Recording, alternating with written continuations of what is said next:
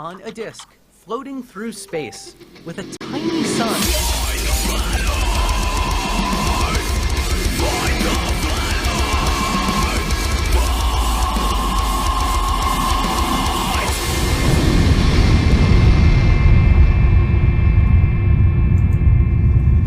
Hey, I'm FTFE, welcome back to the channel that does to stupidity what Neo did to Agent Smith. We have a interesting debate tonight because we're having a 2v2, and I've found two flat earthers who have evidence to present that we are going to discuss. Because the way this normally goes is me and team will just spend our time defending the globe. Whereas for a change, I would very much like to look at the evidence that flat earthers have, and we can discuss that evidence. You all know who I am, so let's just get straight on and introduce Team Skeptic. Team, how you doing today? What up, everybody? I'm doing great. Everybody. Like I said, right, I thought I was running a little bit late tonight, and but I needed a shower. I took a shower. I feel refreshed and ready to discuss some of this evidence. I was telling you guys earlier, or I was telling you earlier, that tomorrow night's show is going to be amazing. We have a new show coming up on my channel that I'm going to be doing weekly. It'll be on Saturday nights, I believe, moving forward, but I think we're going to start out this week on a Sunday night. It's just going to be a Skeptic Roundtable discussion. We are going to, instead of having, the typical debate where you present evidence for something that you believe to be true or not true, what we're going to do is have an open discussion with covering whether or not objective facts should be debated like we are doing tonight. So I believe tomorrow night we have Fight the Flat Earth, and Planar Walk will be taking the pro side of that, and AB Science and Radical will be taking the negative side of that. So it should be a great show. Yeah. It's a comedy show. It's not a serious debate. We're going to get on there. We're going to talk some shit. We're going to have some fun, but we're going to also stay on topic and really discuss whether or not objective facts should be debated or not. Awesome. I'm really looking forward to that. It should be good. But let's get on with tonight. So we've got two flat earthers with us tonight. Yes. We have the Plain Truth, who has recently debated MC Toon. Has been a regular on Jose J.G. Gonzalez's channel and Sean G's channel. And we have the flat earther I've not seen before. I was introduced to him by MC Toon, who we've been told to call Sunny. So I'll just first of all introduce the Plain Truth. Plain Truth, welcome to the channel. How you doing? Hello. What-o? Thank you very much for joining me tonight on short notice. It's been actually easier to arrange than a lot of debates, so I do appreciate that. However, Sunny is going to be presenting first, so let's go over and introduce Sunny. Welcome to the channel, Sunny. How you doing? I'm doing great. Very nice set. I really like that little thing you got going there. Oh, cool. Nice. Yeah, it's the software we use, vMix. Even though connecting can be a hassle sometimes, it makes the streaming a lot easier and nicer to do. So thank you very much for joining today again on short notice. So why don't you just take a couple of minutes, introduce yourself, tell everyone why you're a flat earther, and then we can just discuss some of your evidence. Okay. Well, to start off, I'm a multimedia artist. I also have my own YouTube channel where I do a lot of music. Yeah, I was watching some of your videos, actually. I enjoyed the song on the homepage.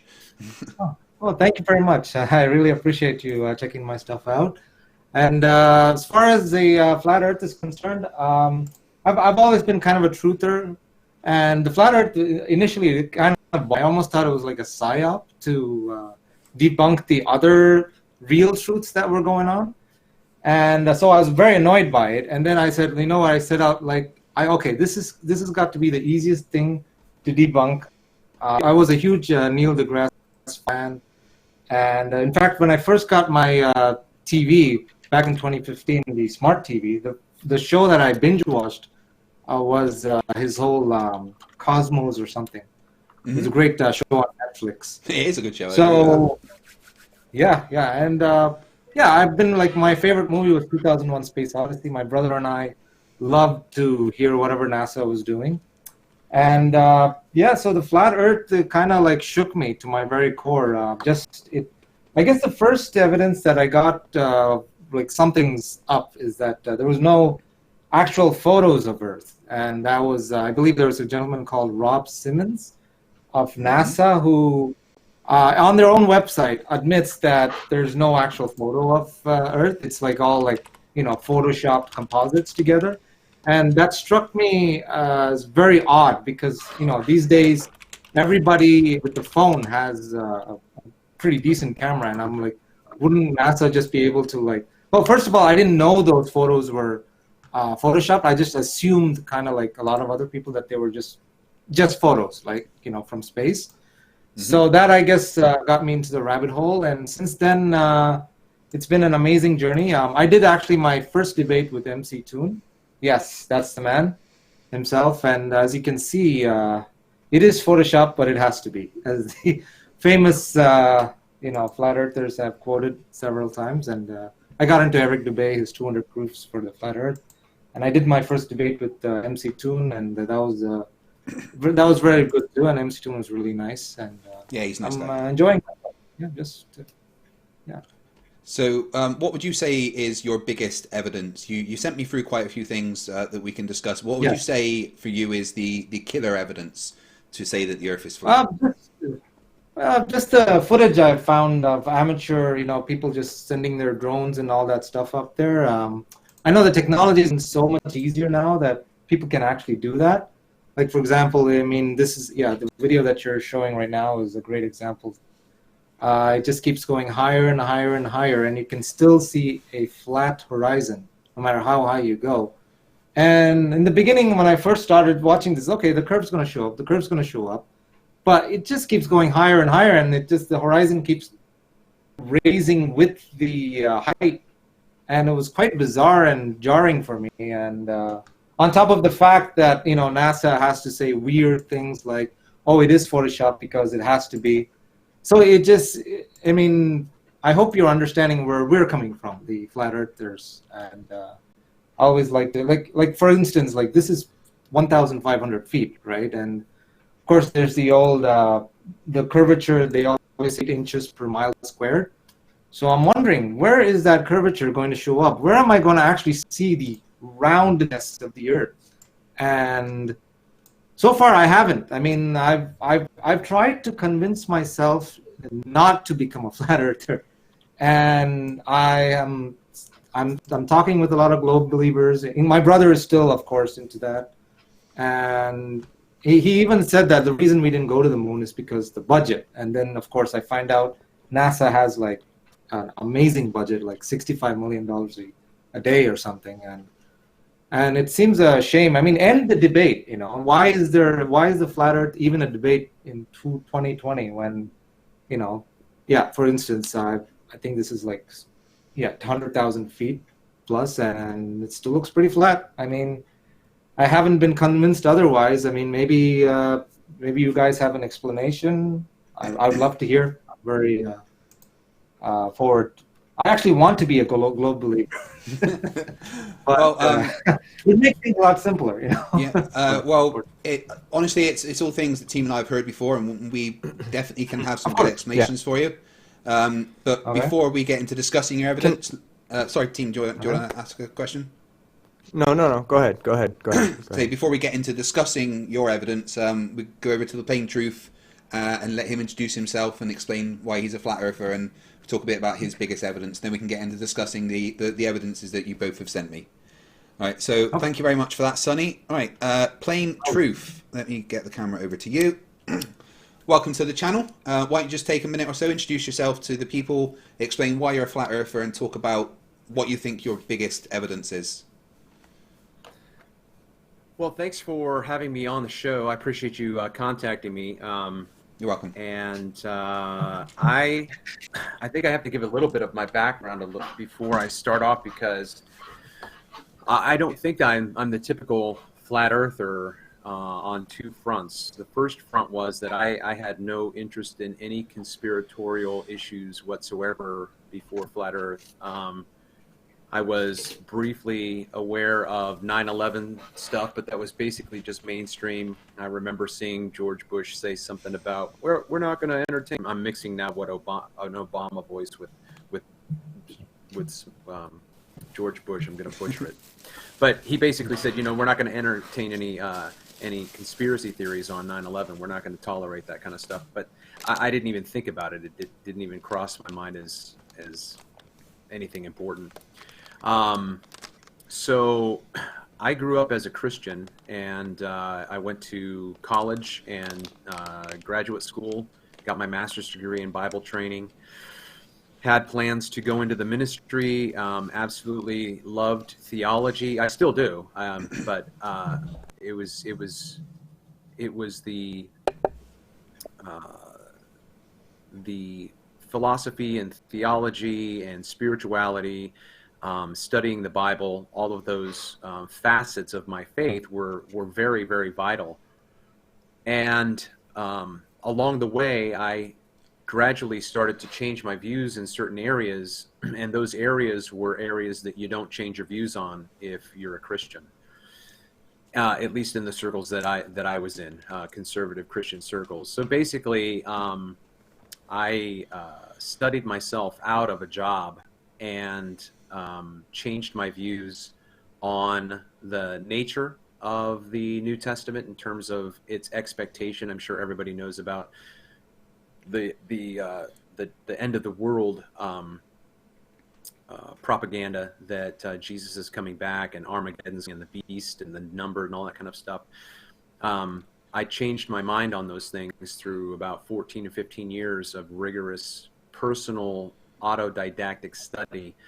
I'm not the only one who thinks this way, so I'm not that much of a maverick, but I am a maverick because I decided to go with my conscience and not allow my community to influence whether or not I was going to decide to go with what I believed to be true and what I decided was not true in terms of how I was raised to understand the Bible. So all of that to say, I had already gone through all of the rigmarole of being ostracized and castigated. It's really interesting that a lot of the same mentalities that I get from people on the globe side, for instance, are you telling me that you're smarter than all of the scientists? Are you telling me that hundreds and hundreds of years of science? That's the exact same argument from Christians. Are you telling me that you're smarter than all of the theologians? You're smarter than John Calvin? You're smarter than... No, that's not what I'm saying at all. I'm saying if we look at the text and let the text say what the text, I think that we can come to an understanding on. So all of that to say, I had been primed, I think, to, I don't know, I still try to figure it out sometimes. Anyway, I studied myself out of a job. I got my CDLA, was a truck driver, and back in 2017, August 2017, after the eclipse, I did see a meme on Facebook. A friend of mine put a meme on there. I'm sure you guys saw it, where the rectangle of the flat Earth. If the Earth was flat, this is what the eclipse would look like. But I just thought it was funny. You know, I didn't take it seriously. But then I guess within a couple of weeks, I was listening to a sermon, and the pastor believed the same thing I do about the New Testament. So I was listening to him because I was interested in his take on certain things. And he, for some reason, he felt like he needed to say something about geocentrism. And he's a geocentrist. He's not a flat earther, but he's a geocentrist. And so basically he gave his explanation of his understanding of Coriolis in terms of the flights from New York to LA. If you're flying against the spin, if you're flying with the spin, all that. So I'm driving in my truck. I wasn't ready for it. I hadn't thought about the shape of the Earth and physics or anything like that. But I will tell you, that made more sense to me than the science I was taught to understand operated our world. And within 30 seconds of the explanation, I was done. I was just like, that makes so much sense. So that started my journey. I started, I wasn't into YouTube before then. My kids showed me, bad lip syncing and all that kind of bad lip reading, all that, but never really looked at YouTube as a source of information through private and individual research. So that started me off. Mark Sargent's 13 Clues, I think it was, Eric Dubay, Beyond the Imaginary Curve, all those main channels, and just kept the ball rolling and started to think outside of the box and again, assess the fact that the simplicity, the logic, and the empirical availability of basic physics that we use as flat earthers made more sense. It was more simple. It was more logical, and I just kept going down that path. So where I am right now, and where I have been for the past 18 months, is I've been doing observations with the P900, where I have been photographing observations over water in the Chesapeake Bay, and then also in California off the Ventura coastline on the Channel Islands. And as my opening will state, once it's my turn to present my information, basically I'm providing an alternative explanation for the understanding that boats are going over a curve. So my question to the community is there an alternative explanation that could possibly be valid? I do believe that there is one, and I do believe that it has entirely to do with refraction, and that would encompass everything that we understand about mirages, heat haze, and anything else that's a distortion of what we see over distance. Okay. So what would you say is your biggest killer evidence that the Earth is flat? What that was to me? Yeah. My biggest evidence that the world is not a spinning ball, it's not a curved sphere. My biggest evidence is, in general, we see too far, and the explanation for boats going over a curve is easily explained due to refraction. Okay, excellent. Right, that's both the guys kind of introduced themselves. What we're going to do now is we're going to spend 30 minutes going over Sonny's evidence. The plain truth, if you feel like you want to, add to the conversation about Sonny's evidence, please don't feel like this is not your time to talk. This is for all of us to discuss the evidence that Sonny is going to present. And then once we've had a little look at Sonny's evidence, we'll come over to you and we'll play the video that you've sent me and discuss some of your evidence. Thanks. Awesome. Right, Sonny.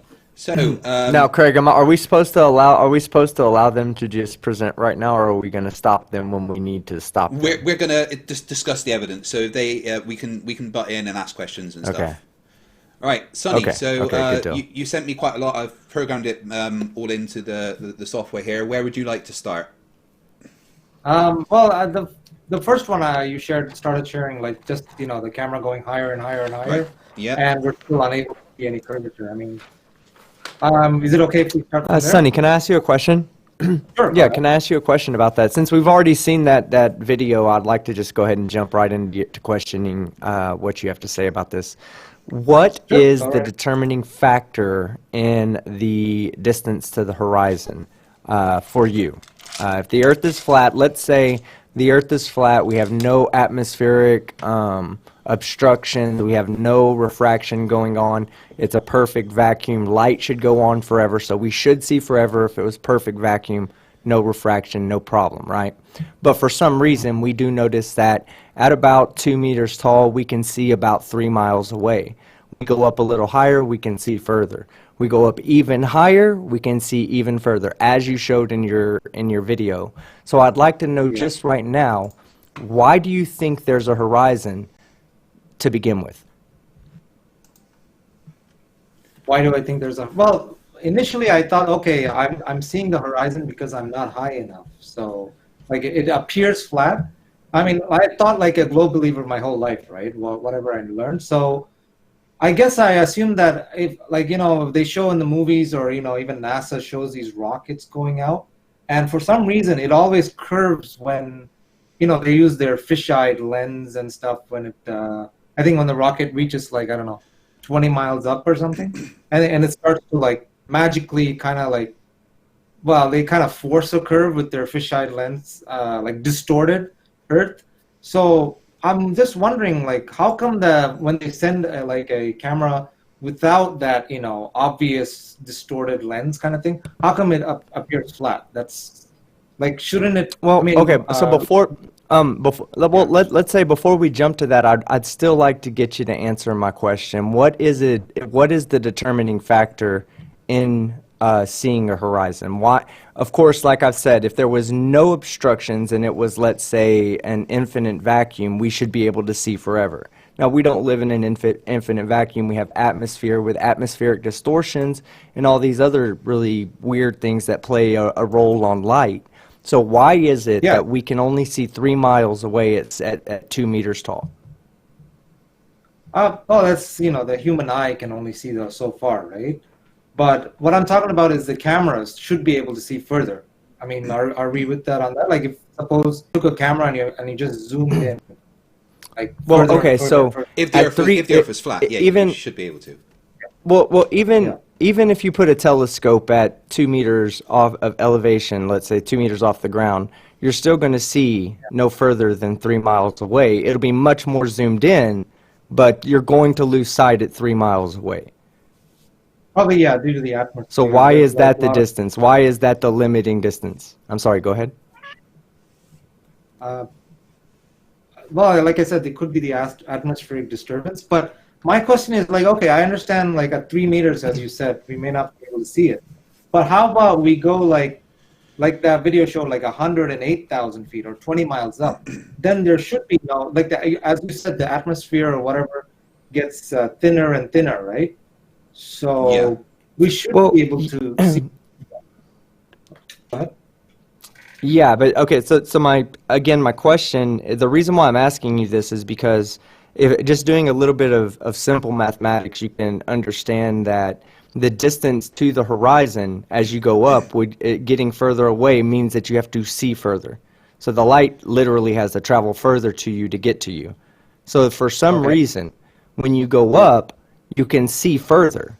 Now there needs to be an explanation for this. With the globe model, it's real easy to explain because you're looking, tangent to the curve, and as you go higher, you just basically are increasing your angle to the tangent, so as you go higher, you're actually physically getting further away to where your line of sight reaches the tangent of the circle. So that's the only reason on our model. Now on your model, there is what you just showed in your own video, that as you increase in elevation, you do see further away.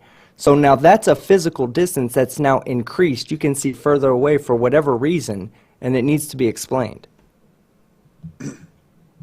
I mean, my theory is that it's because it's not a globe that we're able to not see the curve. I mean, I'm just keeping it as simple as possible.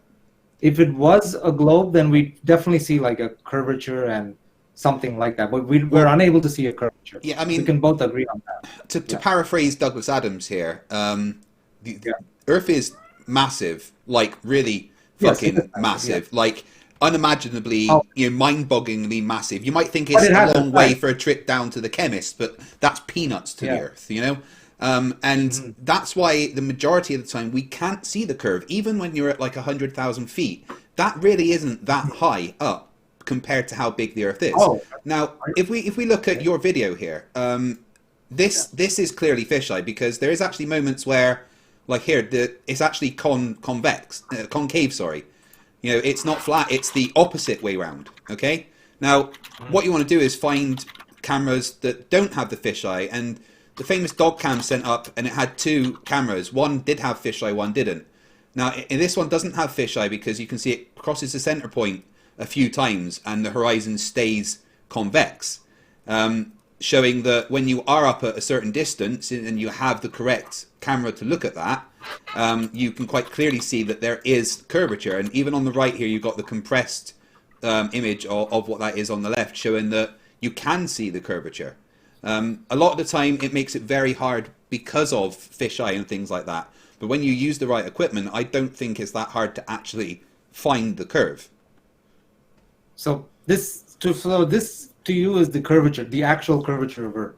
Yeah, and it actually, based on the altitude, they did the maths to calculate what the horizon should be and everything, and it matches the globe model. It matches what it should be.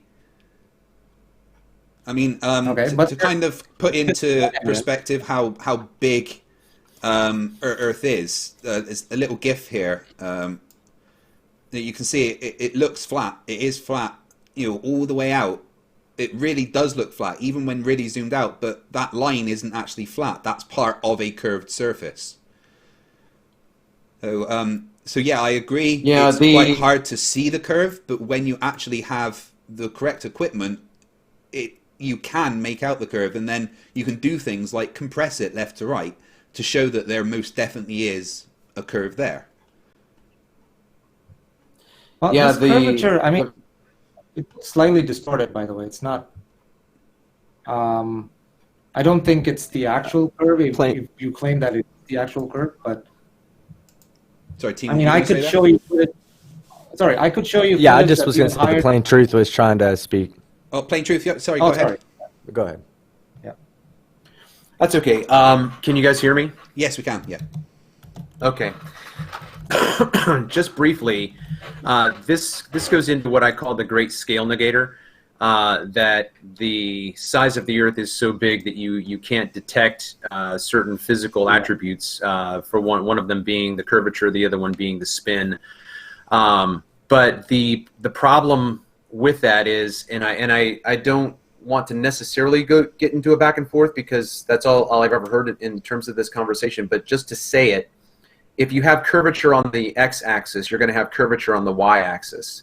We have no problem seeing curvature on the y-axis, but we don't see the same curvature on the x-axis, and that is very, very significant. Well, so while I understand, I'm just saying it to have it said. I know that you have a response, and I know what the response is, but all of that to say that it's a convenient explanation that we can't see it because it's so big. If there's no curvature at a mile, right? Let's just say, for instance, the Earth was so big that it didn't even curve at a mile, then it wouldn't curve at 2 miles. I mean, it does curve. It's just such a little amount. I mean, obviously, when you're saying about there should be able to see kind of left to right, if you can see what you're seeing backwards and forwards, it's very different to seeing the effect of curvature to being able to see the physical curvature itself. But there is ways but you can't prove that. Right.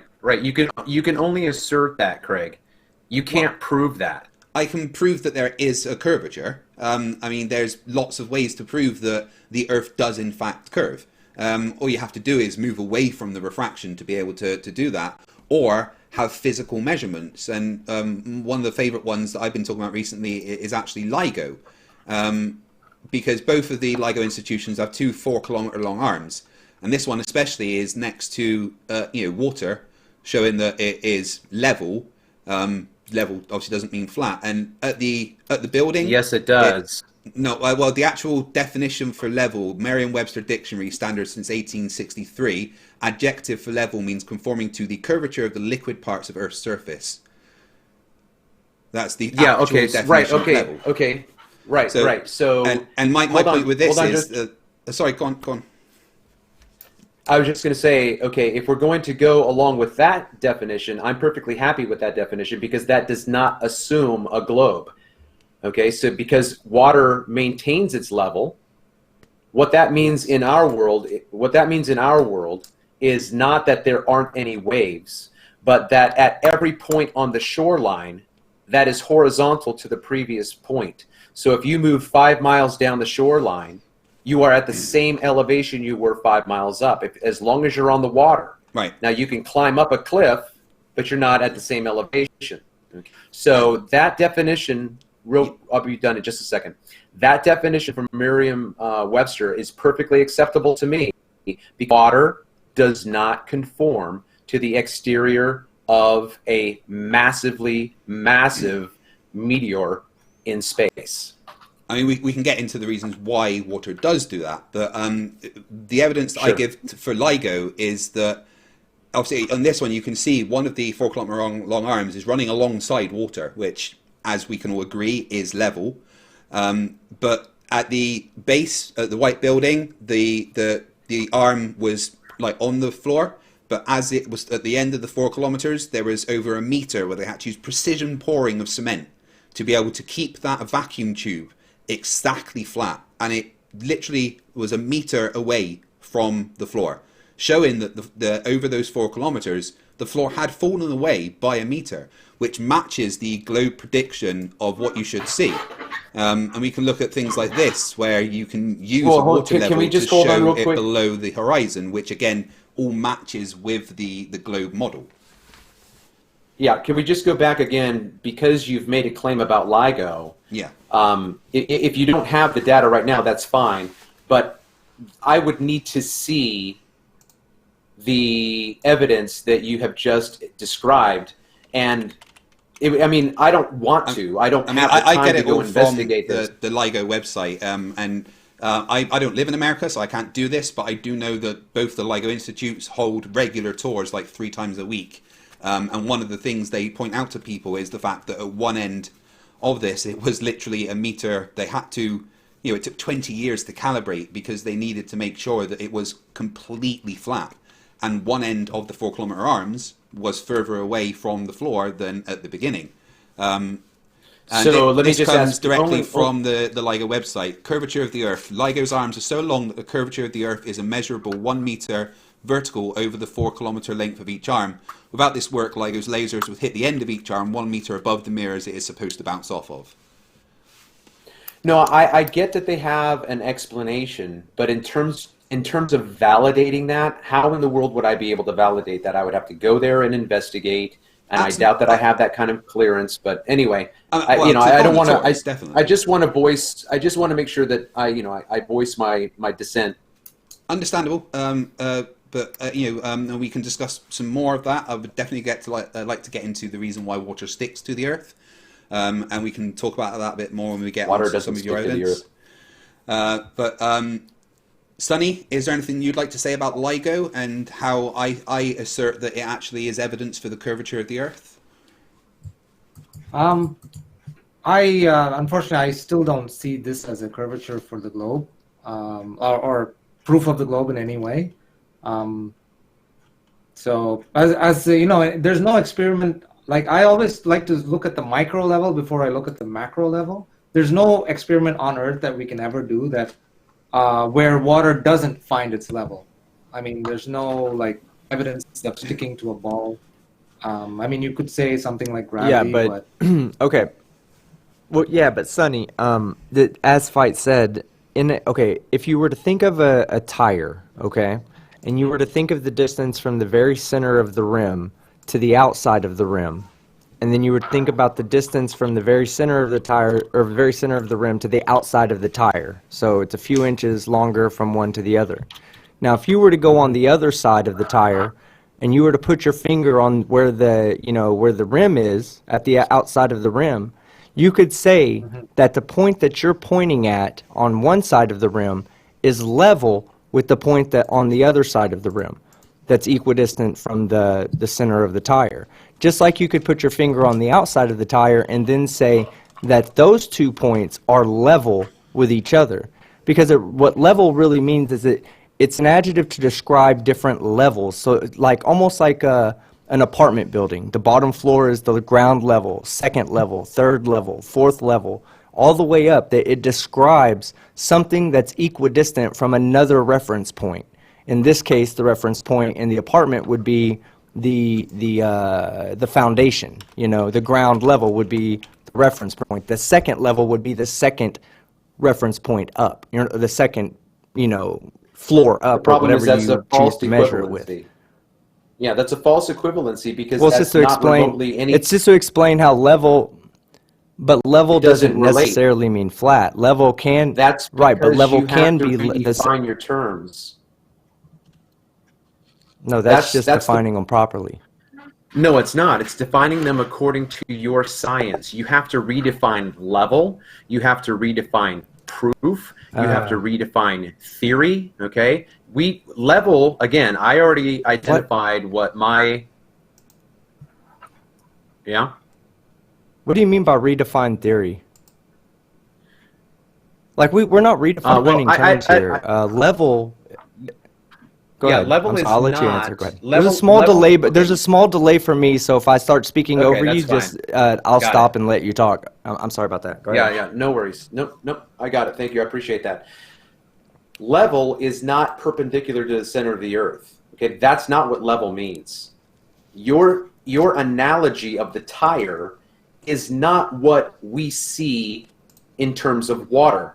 So I guess what I would do if we had enough time to unpack all of this would be to say, how does your analogy relate to what we're saying about water? Water always finds its level. So if you think that your analogy is valid, Team Skeptic, if you think that your analogy is valid, help me to see how it is analogous to what we're saying about water, because I don't see it. Well, first of all, I think we need. Yeah, I need sure. to ask you what version of the word level are you using? A noun, a verb, an adjective? Because when someone says water always finds its level, I've heard it used several different ways by flat earthers. Now, when I use the word level in this context, I'm using the adjective, a physical describing property. And one of the, I think, what I read to you is the second one, but the first adjective in Merriam-Webster Dictionary actually is having no part higher than another, which can be talking about on a sphere. So if you are if you're on a sphere and you're 1 meter above that sphere at all points, that is a 1 meter of level, and that is the reference of level. And that's why then the next one is conforming to the curvature of the liquid parts of Earth's surface. Okay, so can you let's just go back again. You read the two entries for the definition that you would like. Let me get that up so I can actually quote it directly.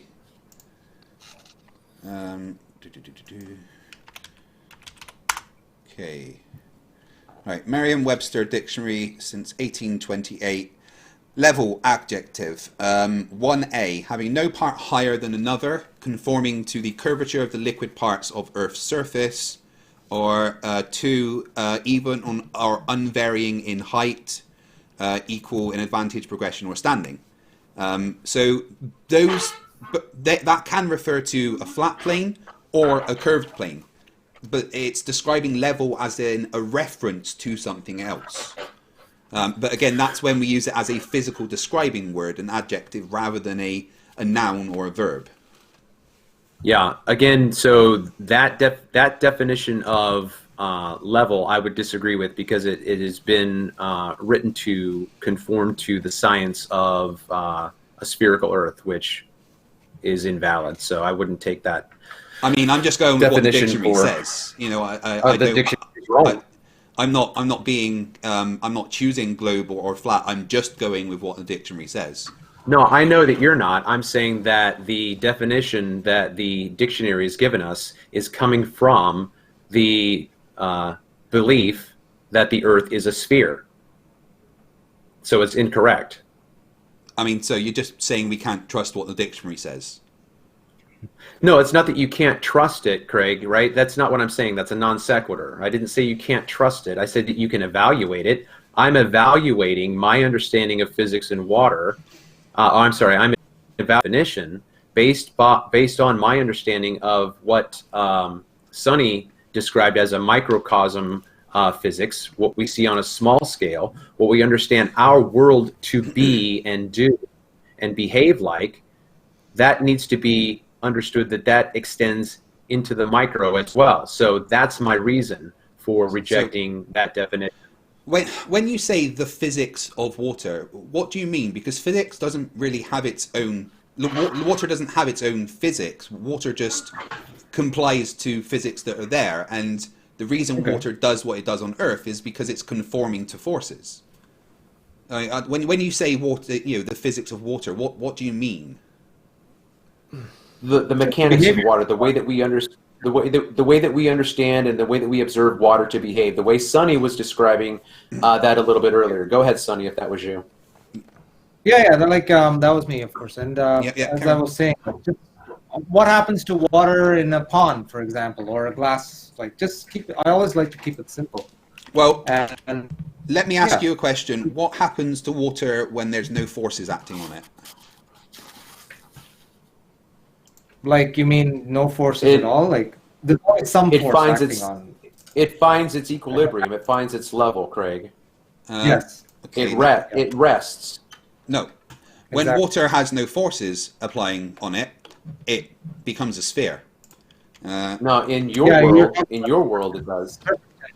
Let Right. me get the video up as my You mean like evidence. droplets? or Please. something, or- Yeah, please understand that your responses are coming from your science, right? As is our understanding of I mean, science. I'm not saying my science. I'm just saying science, physics. This is, my bachelor's of physics. I wouldn't have been able to get that if I didn't understand certain aspects of the physical world, and gravity is a Correct. I massive wouldn't- part of it. Now, this That's is cool. Let me say, That's just great. let me is what say real water- quick. Yeah, just let me say real quick. Yeah, go I on. would not have been able to get ordained in the denomination I wanted to get ordained unless I gave them the answers they wanted to hear, right? So even though I had dissension or dissenting views, I had to keep those views to myself and give them the answers they wanted. Okay. Okay, Now, so I with fully respect, understand. I mean, in theology, I can understand that, but physics doesn't work like that. To get my degree in physics, I had to practically demonstrate that I knew what I was talking about by applying the maths Yeah. in real world situations. You had to conform to the education that you were getting, because if you No. were a flat earther, no, listen to me. No, listen to me. Hold on. If you were a flat earther and you were trying to pass that class and demonstrate your physics, your understanding of physics, and you did it well, I don't think that they would have given you a degree. I agree with that. But can you give me an example? Can you give me an example of where physics lies to us in its explanation, but demonstrably great. we can show that it does something else? Okay. Well, that's a whole nother issue. Physics doesn't lie. Okay, there is no lie absolutely, in I nature. agree with that. Okay, so it's not that physics is lying to us. Just like in biblical interpretation, we have an empirical text, and we can read that text and we can come to a conclusion. I can defend my view that Jesus is not coming back ever, because he has already done so 1950 years ago. Okay, everything in the New Testament has been fulfilled. I can defend that view to the T. I will not get ordained in any church because of that. But okay, but I understand that. But your view is unfalsifiable. Whether you believe Jesus is going to come back or he's not going to come back, that's really just an unfalsifiable narrative. That's not there's true. no way to No, test that's not your true. prediction. Yes, there is. I mean, we It's can called say, given an infinite. Go ahead. I was just going to say, in terms of the uniformity of interpretation in the Scripture, the Bible is uniformly coherent. It is okay, listen. So when I was a kid, when I started going to church, I didn't read the Bible on my own. I was told what the Bible meant. The problem was, the Bible, when I read it, was telling me something different. And I had to try to God, figure your that Sunday shit school has out. been different to mine. My priest was drunk and just Okay. told us to sit in the corner and read the Bible. Well, whatever. Don't that's my point. My point is, guys. Here's my problem with everything you're saying is that, like, anything outside of some very theoretical physics that don't apply to flat Earth, really. I mean, we can talk about the basic physics that really do apply to, determining whether the Earth is a globe or not. Like, that's testable. Anything I tell you, you can test. Anything you tell me, I just got to believe. I just have to believe No. that you have the inside knowledge and you understand the scripture better than me or somebody else. No, that's not true. That's not true. I can give you now. Listen, I had a podcast for 2 years where I talked about biblical interpretation, and I'm really not trying to hijack this, but it is very, very relevant because it is so because it challenges our commitments to what we think is reality. Okay, so I do not believe that anybody can pick up the Bible and start reading it, because they're not going to know the nature of the book that they're reading.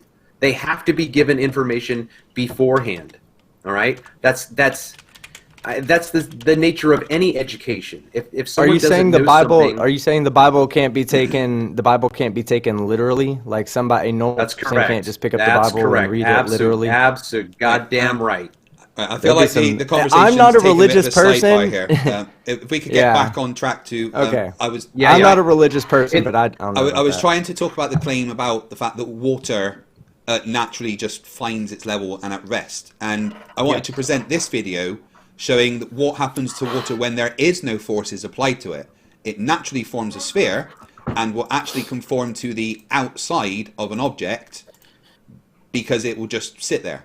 But that's when there is no forces applied to it. Obviously, the International Space Station is in free fall towards the Earth, which means that the gravitational acceleration isn't there.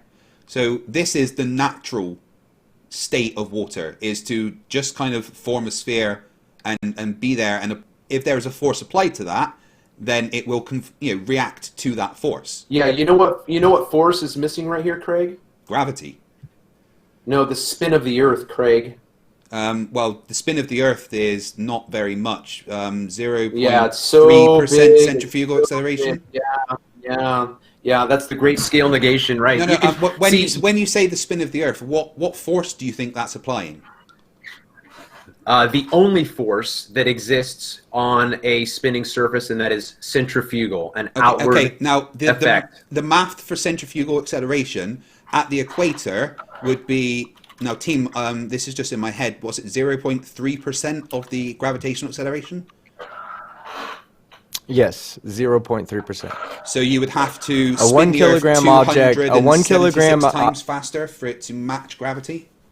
Yeah, 270. Right, and the thing is, right, you can't do that. You can't do that on the microscope, on the micro level. It's impossible. Well, no, but your whole science. The maths of centrifugal acceleration kind of debunk what you're saying there about that being the only force. However, the centrifugal acceleration is a good thing to talk about because the centrifugal acceleration actually manifests itself in several ways. The best one to talk about is the Optvos effect, where if you're traveling east to west or west to east, you will weigh less or more depending on if you've added or subtracted to the centrifugal acceleration. That can only exist if the Earth is a rotating body. Yeah, again, we're into areas that I have not had the opportunity to test these assertions out. We can definitely discuss this more in a little bit, right? But we've got about 10 more minutes on Sonny's evidence, so I just wanted to give Sonny the chance to talk about something else from the evidence that he gave me. Sonny, what is the next thing that you would like to discuss? Because you did send me quite a lot. Okay, I don't remember what the next one. Hold on, well, you can I sent check me my some email? about the P900 setting suns one of Eric Oh yeah, Bay's that was a good one actually. When this guy zoomed in, like everybody assumes, the sun, just sets over the curve, and this is what everybody's been, taught since, when we're born. But when we actually, as you can see, the sun looks very close to the horizon. It looks like it's about to set. But when he actually zooms in, you will see that he actually somehow brings the sun. Yeah, as you can see. See, the sun appears to be going higher and higher up the back of the sky. So straight off, my big problem with this is there's no solar filter on the camera, and that's going to induce a hell of a lot of lens flare. And when you're zoomed out, what this actually does is increases the amount of light that the aperture is receiving from a wider field of view, meaning that it will be less defined, which actually matches that prediction. I understand the solar filter part, but everything is kind of like an illusion, right? We all thought that the sun is going down the curve. That's where the curve starts. But this camera, even without the solar filter, is proving that even zoomed in without the solar filter, that something, our view is actually it's not the sun actually going down on the curve. It's actually just kind of going further away. And okay, Sonny, but ask me this. What would happen at night time? How come I can't zoom the sun back in then? Well, because the sun has gone much further away, right? And it wouldn't have dropped below the horizon, though, right? No, well, the thing is the atmospheric, the thickness of the atmosphere. It didn't drop below. It didn't drop below the horizon. But it's about. We would assume that it's going to, right? But maybe in the future we will have the technology to zoom past the atmospheric, there seems to be the atmosphere seems to be like a curtain almost, Well, and it's yeah, so I mean, no one can deny that there's atmosphere that causes refraction and stuff. But sorry, go on, team. yeah. I would So like to ask a refraction is the question here. greatest- I would like to ask a question here. Yeah, go on. Sonny, I want to ask you a question that deals directly with refraction right now, okay? Now, we can all agree that refraction is a result of the atmosphere, okay? We can all agree with that because that's what you're saying is the reason we're not seeing the sun. Because if it just using trigonometry alone, we can determine that the sun would never get below the horizon if there was no refraction or something to make it appear to be below the horizon. So we'll have to go with that for right now, that there's some kind of refraction. Now, would you agree that the atmosphere, for the most part, is consistent around the Earth? So we don't have, going north, we don't get severely denser atmosphere going north than we do going south. It's pretty consistent, basically. It's consistent, yeah, for the most part. Okay, great. Up. That's great. That's exactly the question. Well, yeah, we're not going to discuss higher up because we're going to be talking about measurements from the surface. So pretty much all distances from the surface should be able to see the sun. Okay, we're figuring out why these people on the surface cannot see the sun. Now, during the equinox, the terminator line creates a straight line across the Earth. Okay, on a flat Earth, it would go from Antarctica on one side directly to Antarctica on another side, and this happens twice a year. This is the equinox. So on the equinox, the sun is further away from an area of the Earth that is lit than it is from an area of the Earth that is dark. Why is this possible? And I can bring up a graphic if you need me to bring one up for you to show you. Of course, yeah. I can show that. Okay. Yeah, give me 1 second. I think I've got the one that you mean, team. Okay. I don't if you have mind. a fight, that'd be great. I don't mind letting Sonny have a little bit more time if you guys are having a conversation. Don't feel constrained to cut it short. Appreciate that. Thank you, Plain Truth. Yeah, but you're welcome to add your own. Yeah. Okay. thoughts to Right here. This is it. This is the exact one I was looking at. Okay. Now, God weird. excuse me. Everywhere where it says night, that is everywhere where it says night is going to be dark on the equinox. Okay. And everywhere that is daylight is going to be bright. They're going to be able to see the sun on the bottom half of that Team, black I'll be line right going back. across the middle. Okay, so the distance from the sun to that, I guess that would be Western Australia. The distance to the sun to Western Australia is further than the distance from the sun to New York. And yet people in New York would be in darkness and people in Western Australia would be in daylight. Now the atmosphere doesn't change so that you can have more refraction for those people on that day every year. I mean, there's not anything that explains this phenomenon. And plain how- truth, if how you'd do like you- to chime in, by all means, please. I'm sorry? How does this prove the globe exactly? How does this prove the globe? That's also my. Well, okay, on the globe, you have during the equinox, you have the equatorial plane of the Earth is in alignment with the orbital plane that is going around the Earth. Okay, so this is a time when the Earth basically it makes a 90-degree from pole to pole. It makes a 90-degree face to the sun, and this happens twice on the orbit. And this marks the difference between going from longer days to longer nights for one hemisphere, and on the other hemisphere from longer nights to longer days. So this is how we switch between the seasons. Is as we go around the sun, we cross these 2 points, and at these 2 points, the sun is perfectly it's just at a 90-degree. The poles are 90 degrees with the equatorial or the orbital plane of the Earth. So when the sun hits it, the sun's always hitting. You can always see the sun on half of the globe, always. But because of its tilt, most of the time, except for on 2 days, the Earth is tilted towards one hemisphere is tilted some degree towards the sun, and then on the other half of the year, that same hemisphere is tilted away from the sun. So on those days, the terminator line makes. Go ahead. I'm sorry. Plain truth. Go ahead. I didn't mean to cut you off.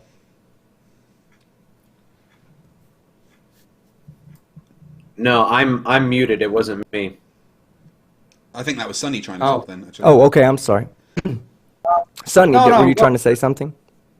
So just basically you're saying, also in this model that you just showed me, according to the flat earth, also like the sun doesn't really just go around in like a circle. It also kind of like has a 2 lanes to it. That's why there's different seasons.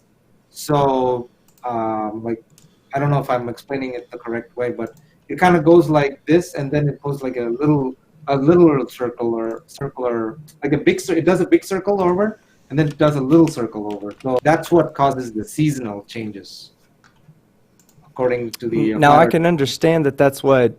Yeah, I understand the arguments from the flat earthers on that, but I do want to express that there is a problem with that argument, and to visualize this problem, Sonny, I'd like you to really think about.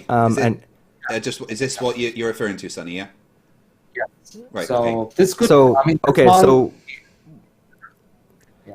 so Sonny, here's what I'd like you to visualize. I'd like you to I'm gonna walk you through a thought of looking at this map, and then I want you to think about it. And if you can't answer it now, that's fine, because it's kind of a sciencey question. Okay.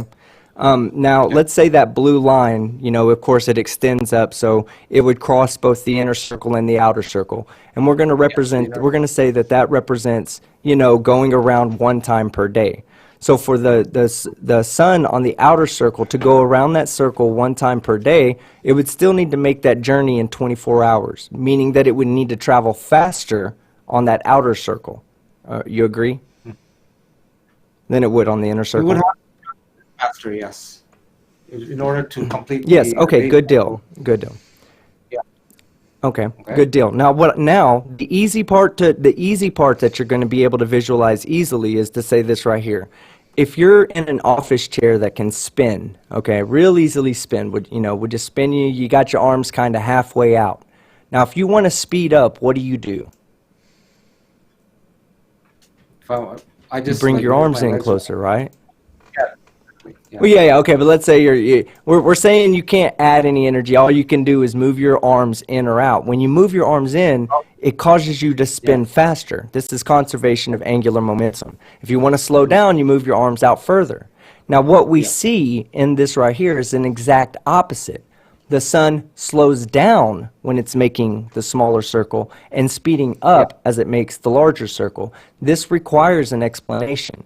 So if you were to say, oh, it has this magnetic, it transfers from inside to outside, kind of like in a pattern, you know what I'm saying, over time, then I would understand that if it slowed down, or if it sped up as it went in and slowed down as it went out, then there would be something to explain there. But we actually see the exact opposite. This goes against what physics says we should see. Mm-hmm. So basically, the sun. Let's just confirm that the sun does go slower. And for example, in Canada, during winter we have less light, right? I mean, that means kind of like it's going faster or something, right? But in summer we have extended light.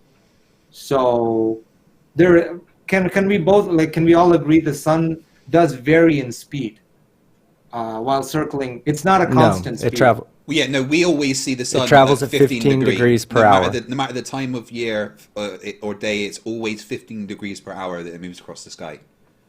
But how does that explain why we have like a longer sunlight during summer and shorter sunlight? That's to do with the axial tilt and the fact that during 6 months of the year you are tilting away from the sun, and 6 months of the year you are tilting towards the sun. Tilting away. Yeah. Again, what is that?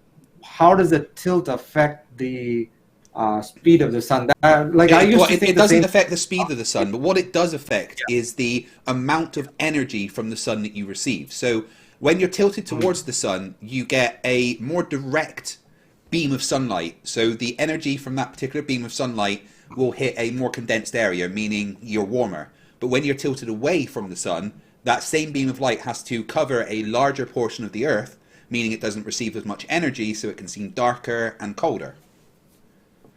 Mm-hmm. Yeah, I mean, I grew up with the tilt, like everybody explained why, and I believe Norway, they have the sunlight till like 10 o'clock in the night or something, like when it should have set, but only Norway has that. So I did think about the tilt, but for some reason, the flat Earth model for me makes much more sense with the inner and the outer circles, and certain countries, maybe Canada is more towards the outer circle. That's why they get like this bizarre day fluctuation. Whereas where I'm originally from in India, it was always like the sun, it never fluctuated. And why? Because India is not in that tilt. Like I don't. Yeah, well, India is a lot closer to the well, depending on where you are in India, but most of India is a lot closer to the equator than Canada is, meaning that you're going to be getting the effect of that tilt less.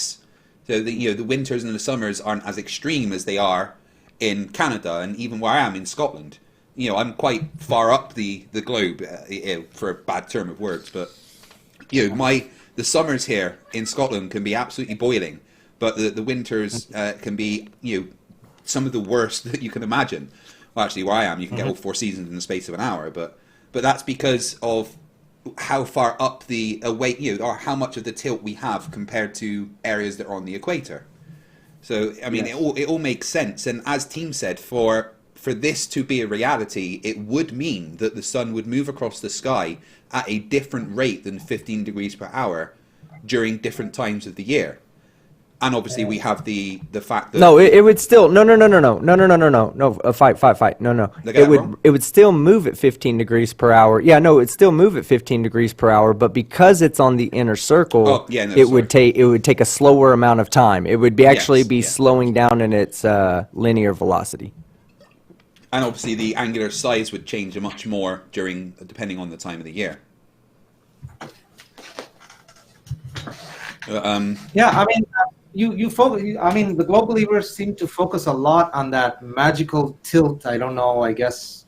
I mean, it's not really magical. It's just a result of the way the planet was formed, really. Yeah. Well, that's another this. It brings me on to my next evidence that tilt itself. I mean, I think you saw the image that I sent to you with the 666. Yeah. With the, well. To start off, the tilt isn't 666. It ranges from 23.2 to 24.6, I think. So I mean, it's never 666 because that's the minus of the 24.4, which it hardly ever is. It actually varies throughout the year. So that whole 666 thing is a bit of a total non sequitur and a flat Earth fallacy. Mm-hmm. Well, it's. I mean, the other. Yeah. Plus, it's a matter of choosing. It's also a matter of choosing your measuring units. I mean, if you want to measure with inches, then yes, you can come up. Why is it not inches per mile? Why do you have to go in? I mean, I'm sorry. Why does it have to be inches per mile and not centimeters per kilometer? You do centimeters per kilometer, you don't get the 0.666. Yeah. That's just your choice of measurement that results in that. I assume that you believe that the universe came out of a big bang and just ordered from chaos. I do believe that there was a point in time in the extreme distant past where all the energy in the universe was condensed into an unimaginably small point, which then expanded and is what we refer to as the Big Bang. And there's a lot of evidence of that happening.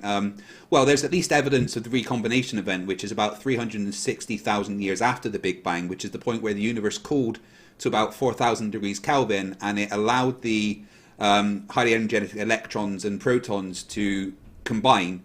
And when that happened, the energy of the electrons obviously reduced as it went into a low energy state, but then that means it releases energy in the form of photons.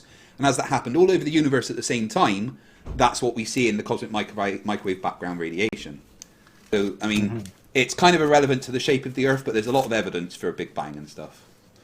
Yeah. Well, it just seems extremely coincidental. Like 1 in trillion, even then it would be impossible. That everything was just perfectly made in that perfect tilt. But that's a different subject, so I don't want to... but I guess... I think it's. I appreciate you presenting your evidence, Sonny. I think it's about time we moved over to the plain truth and looked at some of the evidence that he has for us. Plain truth, thank you for your patience. Do appreciate that. So you've sent me a video. Would you just like me to play that for you? I think it should be the last one that I sent you. It's like an 8-minute. It's basically because I wasn't exactly sure how this was going to go, so I just basically made an opening. I made an opening statement, and then I put some video footage along with it. It's not completely syncopated, it's not completely thematically matched up, but it is footage that I shot. So if the audience has a nice resolution or whatnot, you can see what the. But as soon as you play it, it starts right away. So let me just say again, this is an opening statement that I made, both with I think MC Toon and as well as T Jump on Modern Day Debate last week. And the footage that is in here, depending on how we go afterwards, I can ask you to maybe slide the timer up and down, and we can look at certain things. But okay, cool. I'll just start playing it now, and if me or team feels like there's something we want to talk about, we'll pause it and ask you some questions. Or if you want us to pause it at any time to explain anything, then just say and I'll pause it for you. But might as well just start playing. Team, if you want me to pause at any time to ask a question, just say, all right? Absolutely. It is insane. It is insanity to believe that we live in the world with which we've been presented. That world I don't hear has anything. no clothes. And if you are enamored with Have I not put that on for... Oh, my bad. What is that? 239. Where is that? 239. Possibility. Yeah, my bad. I didn't have it on your audio bus. I think the Are you audience did hear drinking it. whiskey out of like this huge glass bottle? No, it's actually cider. Every time you take a drink, I actually just picture you just like guzzling fucking gallons of whiskey down tonight. God, I'm a lightweight. This You one, just bottle, ruined this my one bottle night. of cider will probably ruin me. I honestly don't drink very much these days. But right, yeah. Anyway, so I thought I was, I'm gonna be honest with you. I thought I was gonna have to drink for tonight's show, but actually, it's pretty pleasant, man. yeah, I'm enjoying the conversation so far. So just want to say that. Yeah. So Right. Anyway, let's go ahead and you start guys this should up. be able to hear that garb now. of pseudoscience, you are simply mad as a hatter. That world is stark raving bare naked, and the smallest child knows this. He's the one with the accusing finger and shrill voice overlaying the dumbed down masses. While they stupidly ejaculate adulations for mind-screwing pseudoscience la la land, shout out to SE Montreal, pretender clothes, praise R, hail G, long live the vacuum. This tiny tot of a voice of reason, sanity, common sense, and bravado decries the helio-nonsensical model has no clothes. The pseudoscientist is naked. My friends, the world in which we live is the world we've never known. In our world, science proves things. In our world, level means horizontal from shore to shore. In our world, down is down and up is up. In our world, straight lines ne'er a curve make. In our world, angular momentum has only one effect: outward. In our world, rivers do not run uphill. In our world, Coriolis is merely an apparent effect and the result of roundabouts. In our world, empirical observations, testable suppositions are provable. In our world, perspective trumps math. In our world, refraction distorts what lies before. In our world, it is a fallacy to assert that ships disappear from the bottom up due to curvature. What is it that causes objects viewed over distance, either aquatic or terrestrial, to look as though said objects are obscured from the bottom up as a result of going over the curve? Is that the only explanation offered for a variety of subjects viewed, or are there additional effects, or are there alternative explanations? It is commonplace anymore to hear or even say, "I've watched ships go over this curvature of the earth." In fact, it is said, legend has it, Aristotle himself claimed to see ships go over the horizon, or the curve of the earth. Is this verifiable? Is this second-hand information? How large was this ship? What was the great rhetorician's viewer height? Was he aided by an artificial oculus? Hear this now and never forget it.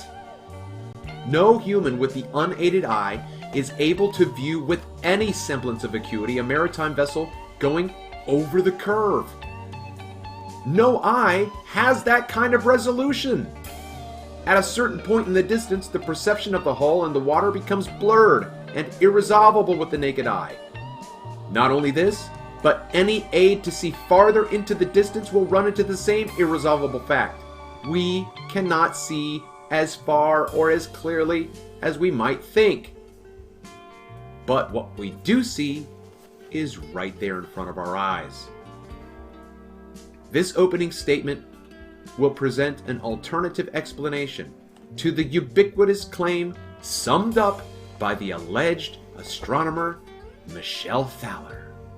Because there are so many proofs that the Earth is round, it's difficult to know where to start. And it's not okay to think that the Earth is flat. This is not a viable argument.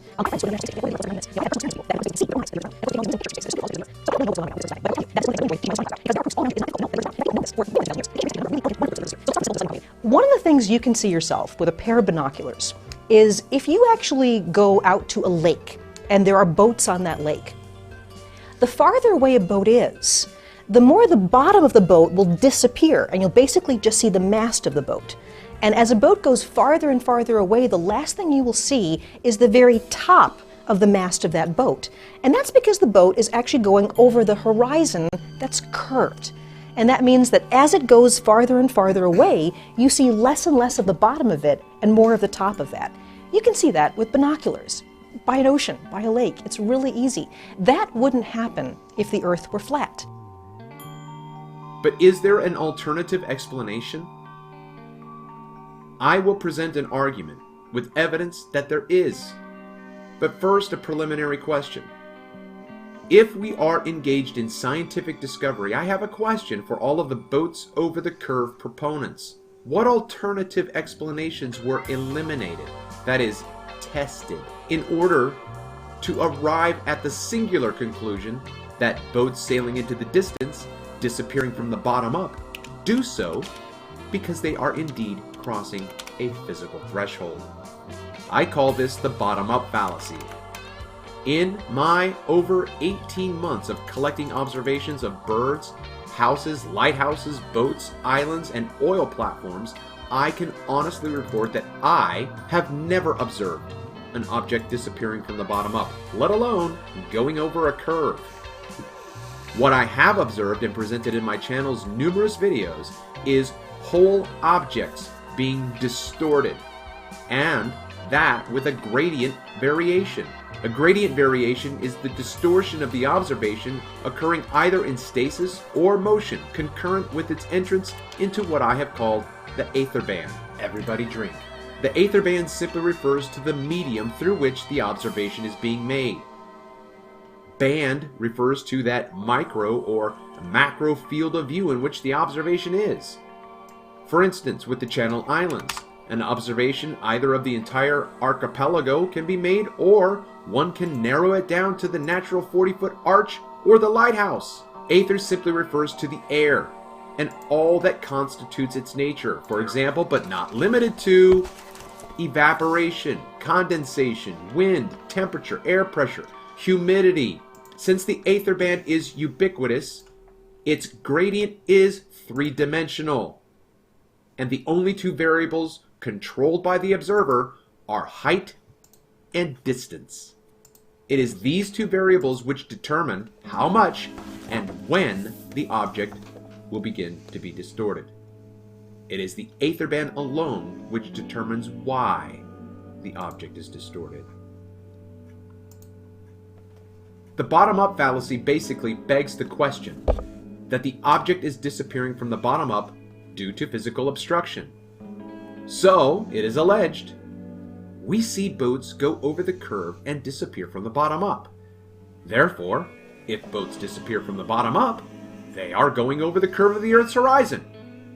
Or, therefore part 2, since the Earth is curved, boats will eventually sail, not off the edge, but across the threshold of the horizon and disappear from the bottom up. My alternative explanation for the bottom-up fallacy is this. Objects moving into the distance are distorted or obscured by the manifold and diverse effects of the aether band. These effects are all related to refraction and find their expressions at times in the broad category of mirage. For example, inferior, superior, fata morgana, fata brumosa, heat haze, whatever the hell happens out there. It is very simple. You are simply looking into the distance. And what prevents your being able to see farther into the distance is and only and ever will be due to the aether band. Everybody drink. Well, certainly a well put together video, better than a lot I've seen from flat earthers. Just reading. That's why story, we're bro. still lying. Cool story. Crazy, man. Okay, so Interesting. So one thing, there was one phrase that you said which really bugs me with flat earthers is that in your world straight lines never curve. Well, have you heard of non-Euclidean geometry? Because it's a thing. yeah, when I make those comments, I'm talking about making measurements in terms of just simple geometry. When we're measuring distance, we're measuring distance. We're not measuring an arc.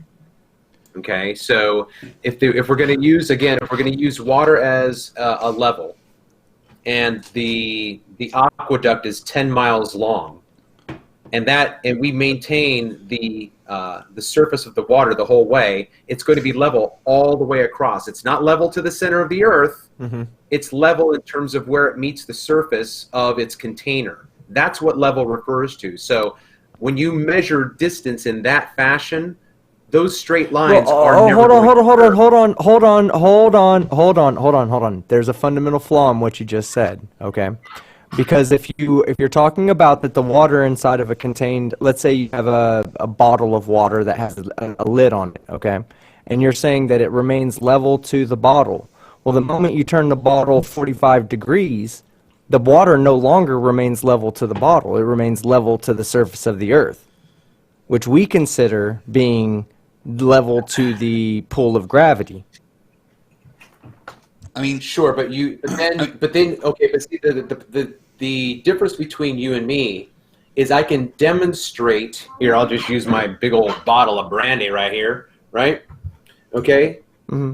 So if I let this get to rest from in terms of the edge of this bottle all the way around, it's level. This water is now level still in the container. It's got nothing to do with the, I mean, it's relative to the surface of the earth, but even if I were on a mountain, Yeah. if I were on a mountain. But why? Why is it? But why? Hold on. But my question is why? Yeah. Why Go when ahead, go you ahead, turn, fight. Go ahead. I'll let it turn over to you. So why when you turn the bottle that sideways does the water continue to be level to the surface of the earth? What is causing that to happen? That's what I was saying in terms of the simplicity of our observations. I don't have to explain it. It just is. That's what it does. Well, yeah, you but might not. I can explain why. Hold on, Craig. No. Hold on. You might not like the simplicity of my statement. You might want to science the shit out of my statement. Knock yourself out. But don't make shit up to create this world that doesn't exist. Hold on real quick. This is the answer, okay? This is a liquid, okay? Its nature is to conform to the shape of the container that it's in, if it happens to be in a container, okay? If I spill this out, it's going to spill out on the carpet. The carpet's going to absorb it. It's only going to go so far because there's only so much volume. This is not my argument. Hold on. Don't interrupt me, please. You guys are asking me to elaborate on something that's not a part of my argument. But the fact is that this is liquid. It's in a container. Its nature is to fill that container and remain level from edge to edge in the container. You can't change that. You can't elevate one part of this liquid. It will not elevate and remain on an angle. It does not do that. It cannot do that. If you dropped marbles in here, hold on. If you dropped marbles in here, that would simply increase the volume inside and it would raise the level. The water would not conform to the shape of the marble. It would simply raise its level. But again, this is not my argument. Plain truth.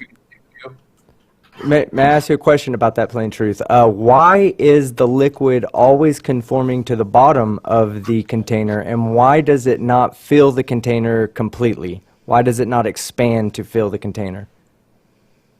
How much are you pouring in?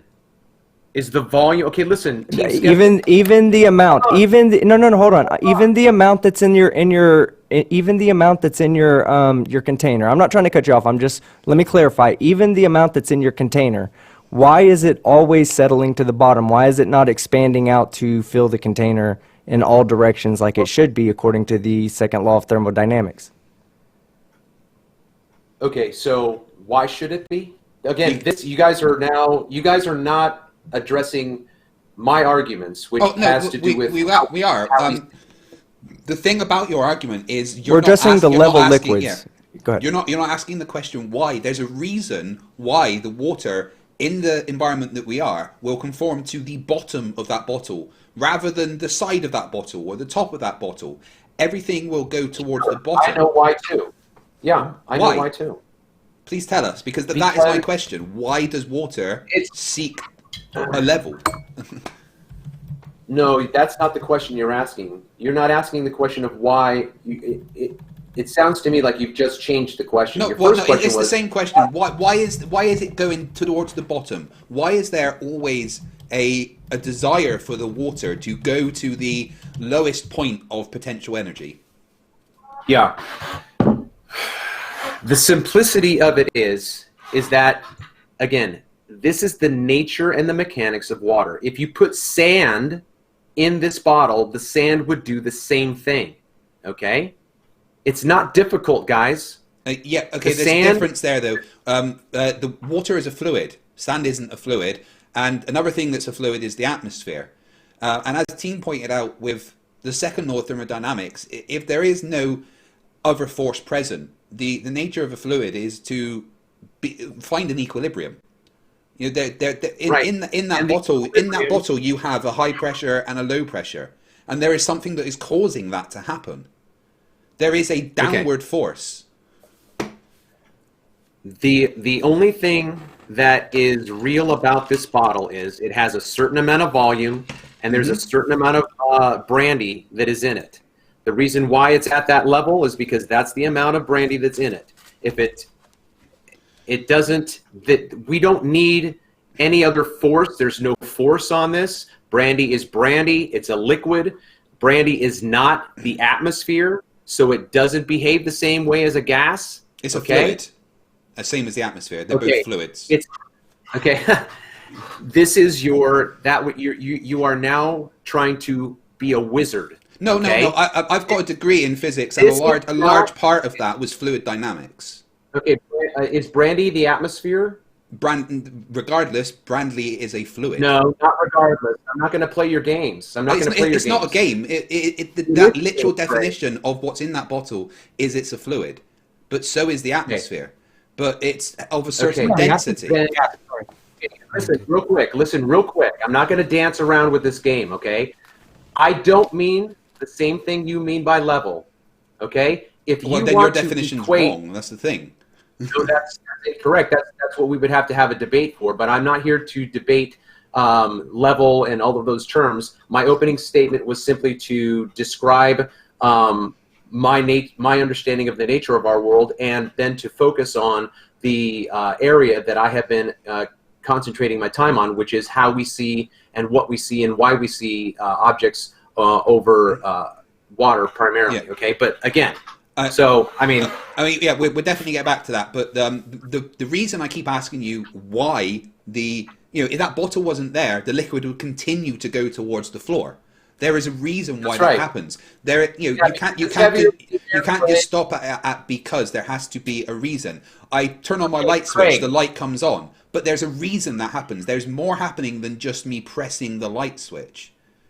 And my point is that gravity is the reason why water and the brandy in that bottle are doing what they do, because they are under the confines of a force that is acting on them. I'm not here to argue gravity, okay?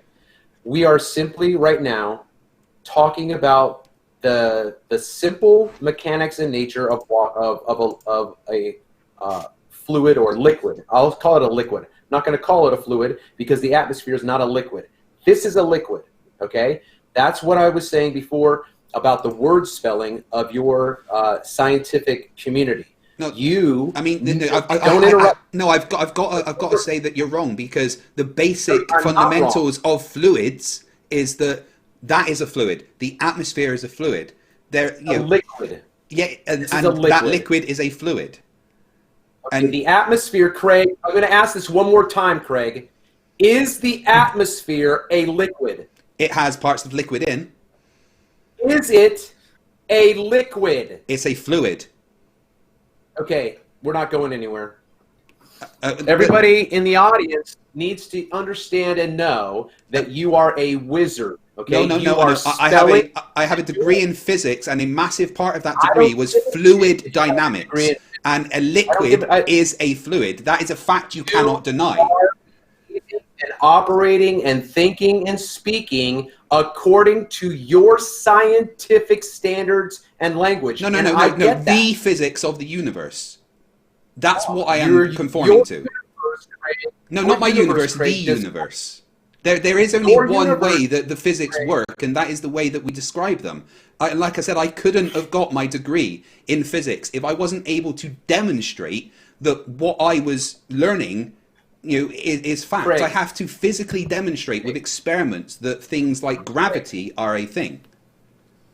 Very carefully, and I really want to move on past this, okay? This is why I started my my description of my experience in Flat Earth the way that I did. If I were having a conversation with some nut job, window-licking, crayon-munching Elmer Fudd named QE, okay? If I were having a conversation with him about biblical interpretation... I've just got to say that you went up in my estimation about 1,000-fold right there. Yeah, but we don't like that guy either. We don't call him Quantum Eraser, we call him Monkey Eraser, so just so you know. Okay, that's fine. Monkey Eraser. If I were having a conversation with him right now, he would be responding to me the exact same way you are, because in his world of biblical interpretation, I'm not speaking his language. I'm using the same terms, but I don't mean what he means by them. That's the issue that we're talking about. When he reads, in the beginning, God created the heavens and the earth, he thinks it's talking about the literal heavens and earth. Now, I can demonstrate the symbolic nature of the Bible in uniformity so that I can show you that it is more simple, it is more empirical, and it is more logical to understand that this opening statement in Genesis is symbolic, okay? But he is going to fight me tooth and nail because he's going to say, that's not what that term means. That's not what that term means. Yeah. Okay, but now, the difference is that when I use terms that are the accepted consensus of what these things mean. Yeah, so is he. No. QE really doesn't. QE really does not use the accepted terms, at all. Okay, listen. I'm not talking about QE's use of scientific terms. I'm talking about his use of biblical terms. He's going to say the Christian community and history has been uniformly understanding this text this way for so long. Who are you to come along and challenge it? Okay, so that's what I meant by the fact that he has a community that is using the terms the same way. You are in a community that uses those terms that way. I'm telling you that world does not exist. You live in La La Land. Shout out to but I SE don't. Montreal. I live where physics works, and we can actually explain everything that happens. We Okay, have so an now let's get explanation it- for everything. And test.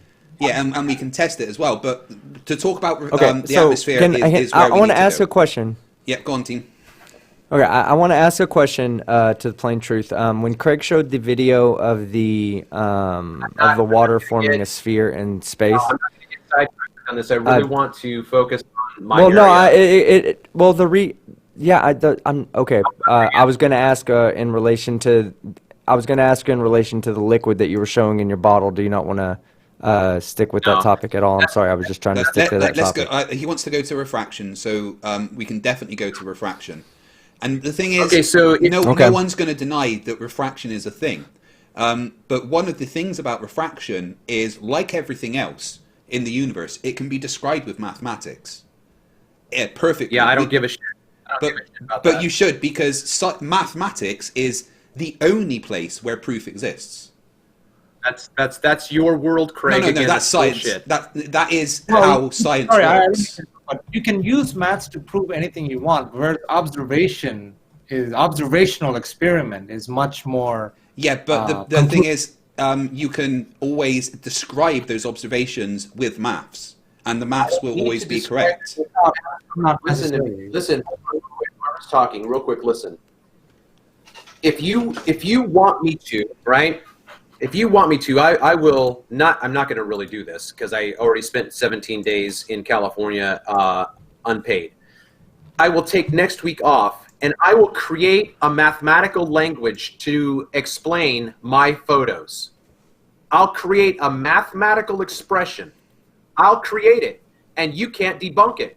I would love to Because it's see maths. that. No, I would love to see that, because what you're saying is that you have a fundamental misunderstanding of how mathematically modeling something works. Because you I'm can't just telling use you. maths to describe anything. Maths will I'm only telling you. work if it accurately describes what is happening. I can accurately describe what I'm happening with any language I want to set up, Craig. It doesn't matter. I'm not going to do I would that. challenge that.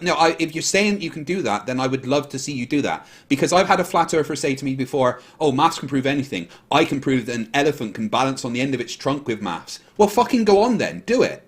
Because no, you can't. Because that's not how maths works. Okay. All right. Again, this is not part of my argument. Can you pull up the VLC Snap 2019 file? Which one was that? It's the one with the pink sunrise.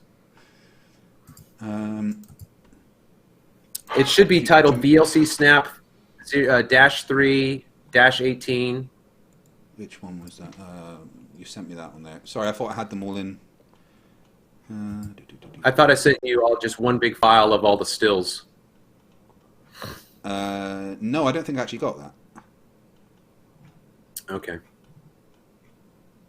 Are you looking at All the stuff you sent me on Facebook, I've got. on Facebook?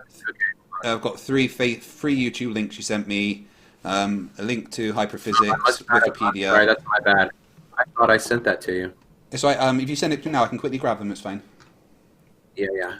I apologize. I must have That's forgotten okay. to send it once it uploaded. Should only take me a here's the second to grab file. them.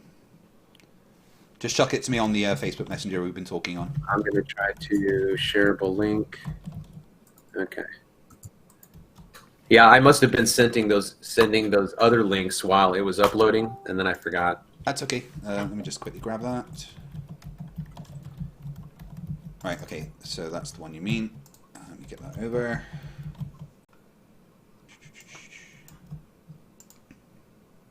This one, yeah? Yeah. Okay, talk to us about it. Okay, so basically, this is just a simple picture across the Chesapeake Bay. The black line through the landscape and the shadow on the other side represents the shoreline. Because I can't see it, I don't know where it is exactly, so I'm just indiscriminately placing it there. But what I want to describe to you is, and we all understand this and know this in terms of how we see with perspective, and that is we are simply seeing into the distance. And we all understand about convergence. the convergence of the sky and the land.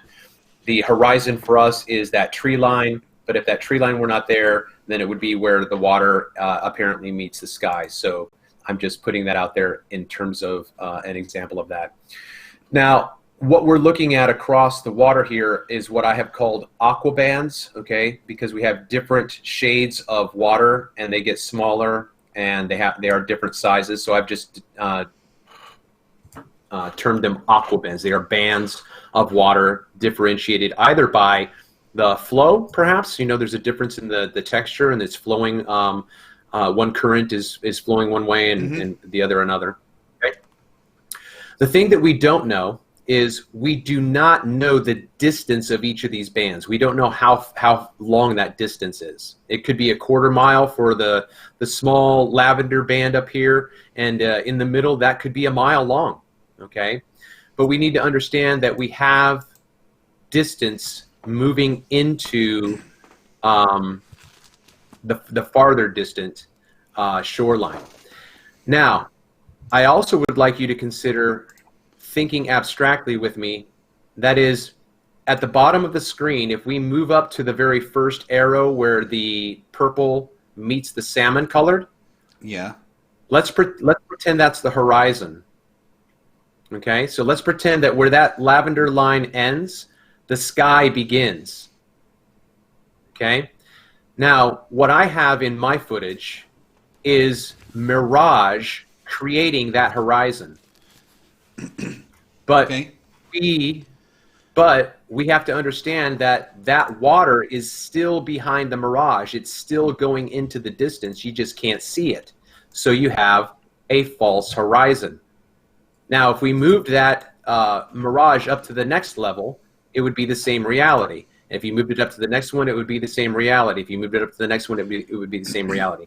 Now, I have hundreds and hundreds of images on the Chesapeake Bay as well as the Pacific Ocean on the Channel Islands where the horizon isn't at the same place all the time.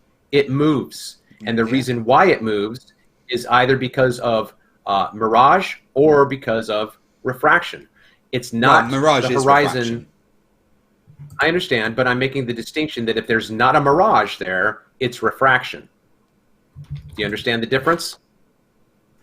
I mean, it depends on what kind. Refraction is a kind of broad term, and a mirage is a type of refraction. It's refractive distortion. Refractive distortion. Yeah. Okay.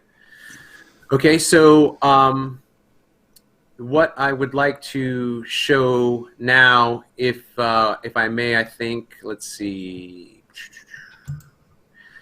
If you would pull up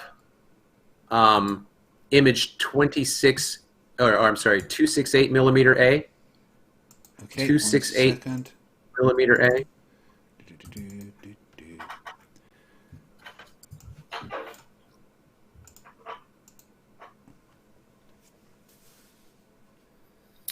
All right, so here we have a timestamp. I don't usually use these anymore because one of my observations gets in the way of this, and it's usually a pretty crucial shoreline shot, so I stopped using these. But back in September, it looks, this is a timestamp, so you can see that. So we have a channel marker here, channel marker 17, and for some reason in the wintertime they change it to more of a barrel size. But what we can see right here is that we can see a horizon with the water. Okay. Mm-hmm. Now, that is not the curve of the Earth. Okay. We have in the distance an inferior mirage. You can see just to the left of the channel marker is a rectangle that is a house that has been distorted. Mm-hmm. And then if you go along the left, you can see a bit of inferior miraging all the way to the cape, which is the darker shaded tree line. Okay, so if you want to cut that in half, well, not cut that in half. If you want to go down to just above the water line, about, I don't know, what would be maybe a quarter of an inch, maybe if you want to just think along those lines, that's going to be where the vanishing line starts. The vanishing line is the beginning of the mirage. The limit of the mirage is where it meets the water, okay? That mirage is blocking the rest of the water that is extending into the distance that we cannot see. This horizon is not due to the curve of the Earth. Now, what happens is we see these things all the time. I have captures like this at 20 miles on the Anacapa Island, and you're going to see the water stop and the mirage begin. But where that water stops isn't the curve of the Earth, it's a mirage. Okay, and right. the water continues. I mean, the main thing here is that no one's denying that refraction is a thing, and all these observations. And you're misunderstanding that you don't know what my argument is. Do you know what my argument is, Craig? Your argument is that it's not the curve of the Earth, that it is the refraction, right? That's correct. That's correct. Well, right. The So thing is I'm not that, arguing. The thing is that the apparent position of the horizon can change all the time. Nobody's denying that, but there is a geometric horizon that if the value of refraction matches that, you'll be able to see. But that's incorrect, Craig, because that's according to your globe model, right? So if you flatten out, what Rumpus is... I just got to say, it's not my globe model, it's the globe model based on years and years and years of scientific observation. No, it is the globe model. It is the globe model. It's not, right. I mean, whether you believe in it or not, it doesn't change the fact that it is an accurate representation of reality. Whether or not you assert that it's an accurate representation of reality, I don't assert it. I'm not asserting it. It is an accurate reflection of reality because it matches all the observations that we ever make. Now, get anywhere, Craig. The thing is, right? Listen to me real quick. I need to explain. No one is denying refraction is a thing, but that's why observations at sea level are kind of useless, right? You need to move away from where refraction is. No. When you understand, this is my show. You don't tell me to stop talking, okay? I am agreeing with you that refraction is a thing. No one is denying refraction is a thing. The apparent position of the horizon can change all the time. Craig. It's not a non sequitur because I'm agreeing with you that refraction is a thing, and we don't always see the actual horizon. I'm not saying refraction is a thing. Well, you're wrong because it is. Okay, Craig, I'm not saying refraction is a thing. Okay, so you are saying refraction is a thing. Okay, this is why talking to you guys is insane. You guys are absolutely... you even agreed with me that your point is that it's refraction, not the curve of the Earth, right? You agreed with me that that is your point. And I'm saying, yes, you're correct. Refraction can make what appears to be the horizon change the apparent position. And that's why you need to move away from where refraction is an issue, which means getting away from the water. And that's when you can actually get accurate measurements. Craig, do you see the geometric horizon blocking things from the bottom up? No, you see an apparent horizon. Okay, Craig, that's not the curve. No one's denying that the apparent horizon isn't the curve. That is what Michelle Fowler claimed. I'm not Michelle Fowler. Excuse me? I'm not Michelle Fowler. Okay. Is Michelle Fowler here? No. Okay, well, we're not going to worry about what he says then. No. Michelle was the woman that I quoted in my opening statement, where she described the curvature of the Earth. It doesn't change the fact that I'm not Michelle Fowler, and I'm not disagreeing with you that refraction can change the apparent position of the horizon. But what that doesn't change is the fact that if you move away from where refraction is an issue, you can actually get more accurate measurements and more accurate representations of what you are actually seeing. Do you deny that if you move away from the water, that you move away from the refractive conditions? It's not a non sequitur because it's talking about refraction. I don't think you know what a non sequitur is. It doesn't follow. It absolutely does follow. Okay. Craig, nothing that I have said should lead you to ask that question. Of course it should. Okay. Yeah, this isn't going to go anywhere, Craig. Well, you're not letting me respond to your point. You even agreed with me that your point is that it's not the horizon we are seeing, it's refraction. It's not the curve of the Earth, it's refraction. Yes, I agree with you. Refraction can change what we see. No one is denying that refraction can do weird shit at the water level. Absolutely, 100%. Which is why we need to get away from where refraction is an issue to actually make proper measurements and proper observations. Craig, do you understand that from the beginning, it has been argued that it is the apparent horizon that is blocking ships from the bottom up, and that is the curve of the Earth? You do know that, correctly? Correct? What I understand is that the observation of ships disappearing from bottom up led us to the conclusion that the Earth is possibly a sphere. Now, there is refraction that can change the apparent position of the horizon, but there is also... Stop interrupting me when I'm talking, because I didn't do that to you. You interrupt me. Now, listen for a bit. I'm going to explain, because I understand what you are saying. The claim has always been, you can see ships disappearing bottom up, and that means the Earth's a globe. It's a very good empirical observation. However, what I always claim is that observations at sea level are not very good and are not conclusive, because if the refraction, for instance, is less than, if the K value is less than 1, what you can actually get is you can get K value doesn't exist, Craig. It actually does exist, and it's easily calculable. Craig. I mean, that's a lovely assumption you're making, and I can totally destroy that assumption. But the K value does exist because the K value is the actual what you get when you. You can absolutely demonstrate it in reality. You can model these things out quite easily. Now, if you have model, no. Yes, I just said. And if you have a K value that is less than 1, it will actually make the Earth scene if you have a K value that's less than 1, it will actually make the water scene concave, which is an observation I've seen many times, especially recently talking to concave earthers. The water can actually be seen to be concave, because when you are at the water level, when you are at water level, you have refraction. You're hijacking my presentation, Craig. I am refuting your presentation. There is a difference. Can we get back to my demonstration here? Because I think that if I describe and show some of the other photos, because I wasn't even able to get I would rather talk about away from where there is refraction. Because that's not my argument, Craig. That's not my argument, Craig. You don't understand the fact that let me ask you a simple question. Let me ask you a question.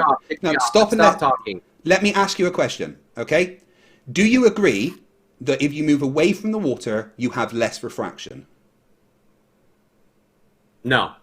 You don't agree that if you move away from the denser medium, you have less refraction? Do you mean if you elevate yourself, or if you move farther away? If you elevate yourself, if you go away from the floor, if you go up, do you get away from the refractive conditions? You change those refractive conditions. I don't know that I can say that you you're correct. You change the refraction, but the higher up you go, the less refraction you have. Is that true? If you elevate your position, the closer things are to you are going to be less refracted than things that are farther away. When you elevate yourself, you increase your ability to see farther, and that increased distance is going to increase the refraction at that distance. If something is closer to you, it's going to be less refracted. That's not how refraction works. Yeah, it is. It's really, really not. Do you know how to calculate a lapse rate? It really is. It really is. Can I show you some of my photos, please? Answer my question. Do you know how to calculate a lapse rate? That is not reality. Oh no, it absolutely is, because a lap. Absolutely is not. Do you know what a lapse rate? Do you know what a lapse rate even is? Go ahead and school me, Craig. Okay, a lapse rate describes the change in density. He's hijacking my arguments, just to let you guys know. I'm not. I'm actually refuting your arguments. Okay, so what? Actually, you're not, because I 100% am. So if you want to listen, like you just asked me to school you, it's not that hard. Me to go through my presentation. Okay, so what a lapse rate is the change in density over a distance. So if you go from sea level to 1 meter above sea level and the density changes by 20%, you can calculate the lapse rate based on that. And if you go from 1 meter to 2 meters and the density changes only 5%, that gives you a different lapse rate. So calculating those lapse rates, you can actually calculate the coefficient of refraction, which allows you to accurately predict what you should be able to see based on refractive conditions. It's not hard. Okay. Great.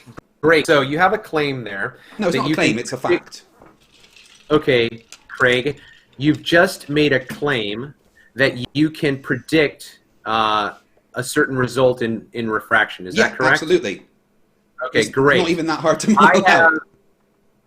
I have asked everybody that I can think of on Jose J.G. Gonzalez's panel, his stream, to take any of the images that I have. I can give you the date, I can tell you where I was, what my height was, all of that stuff. When you say all of the stuff, do you have the temperatures, the humidity, and everything like that?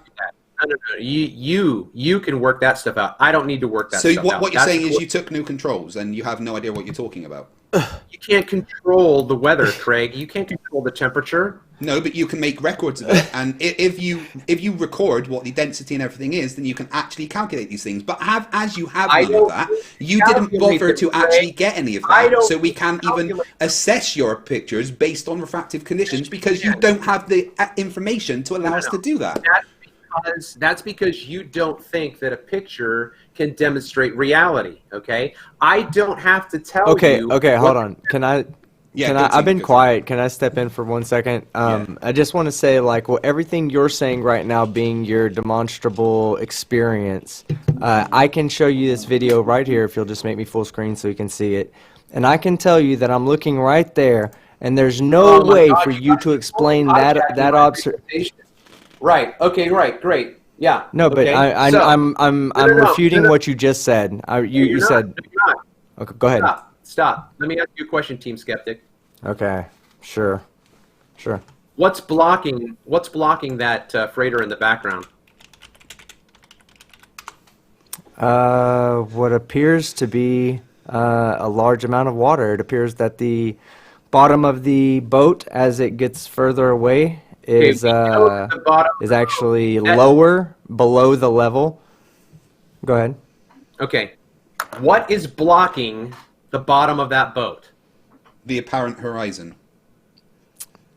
That's incorrect. The water that's in front of you. It's not. No, it's not. Gives you the apparent horizon. No, it's not. Yes, it is. Yeah, no. Yes, it is. Nope. Yeah, see, you guys aren't even allowing me to. Nope. I'm not going to let you. Hold on. Plain truth. You're not just going to ad hoc this explanation, okay? No, you're not going to ad hoc this explanation. Hold on. If it was a severe, hold on. Yes, it is. You just said, oh my God, it's an extreme. You just tried to explain this off without any fucking. Hold on. Plain truth. Be quiet for a minute. I was quiet that whole time. Listen, I was quiet the whole time while you ran your fucking bullshit, and it's my turn to talk. So be quiet. Mute him. Just mute him, please, until... Plain truth, you can talk in a second. If the refractive index is so fucking great that it's making the thing in the back get all fucking crazily dropped, which we can predict and calculate and all this based on what we understand as to be reality, why isn't it doing it to the ship in the front? Why is it only doing it to the ship in the back? Of course it is. Of course it is that one that's refracted, not the one in the front. Team, let me respond. All right. Plain truth, please respond. Yeah, you're unmuted. Okay. Do you know how far away these ships are, Team Skeptic? It's in the one in the distance is 26 kilometers, and the one in front is I believe he says right at the apparent horizon, or right at the horizon. So it's about, I think it's about three or 4 kilometers out. The one in the front, and the one in the back is about 26 kilometers away. Okay. First of all, the one in the front is not on the apparent horizon because the apparent horizon is behind it. Okay, so it's not on it. You don't know what that distance is. I didn't say it was. I said close to it. I said close to it. Close to it. No, not on it. Close to it. Okay, you don't know what close means.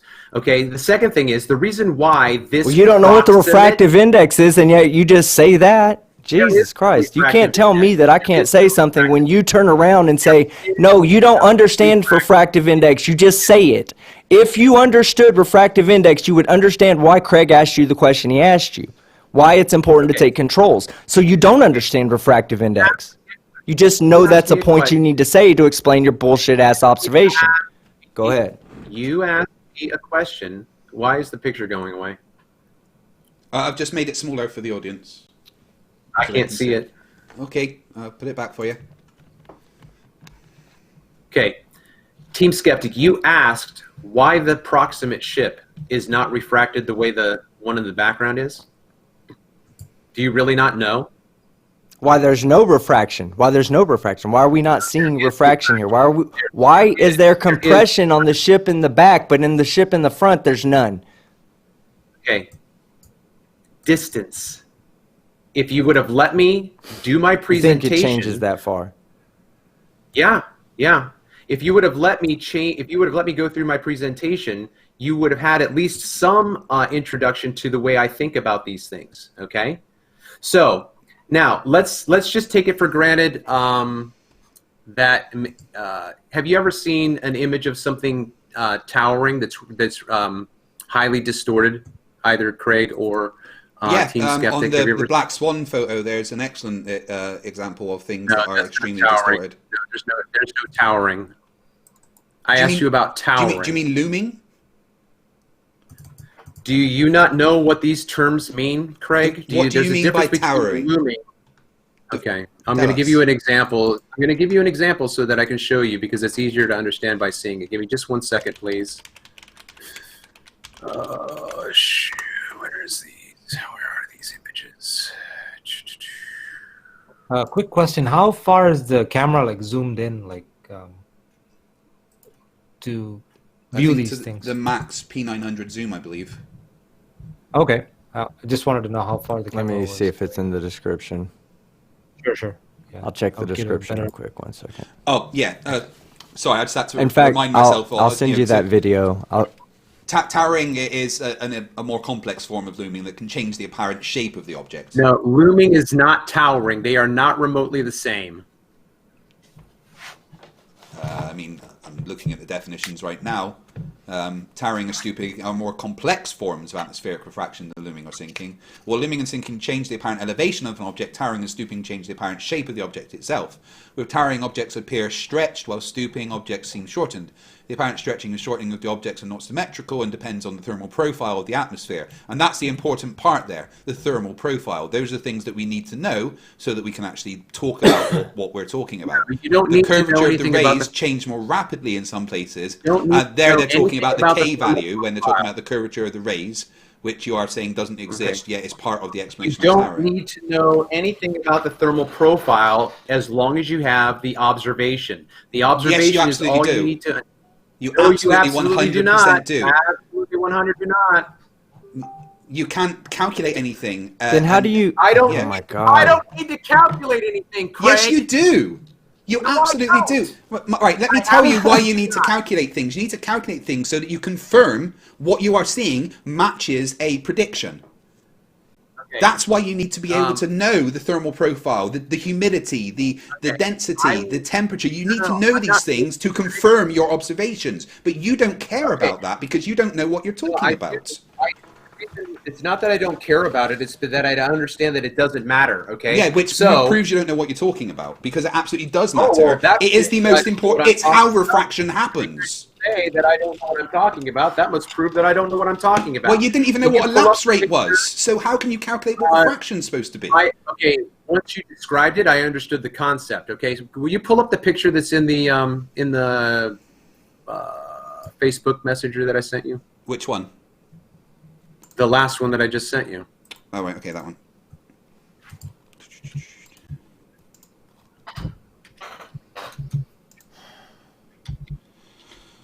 Come on, save. Get that over here.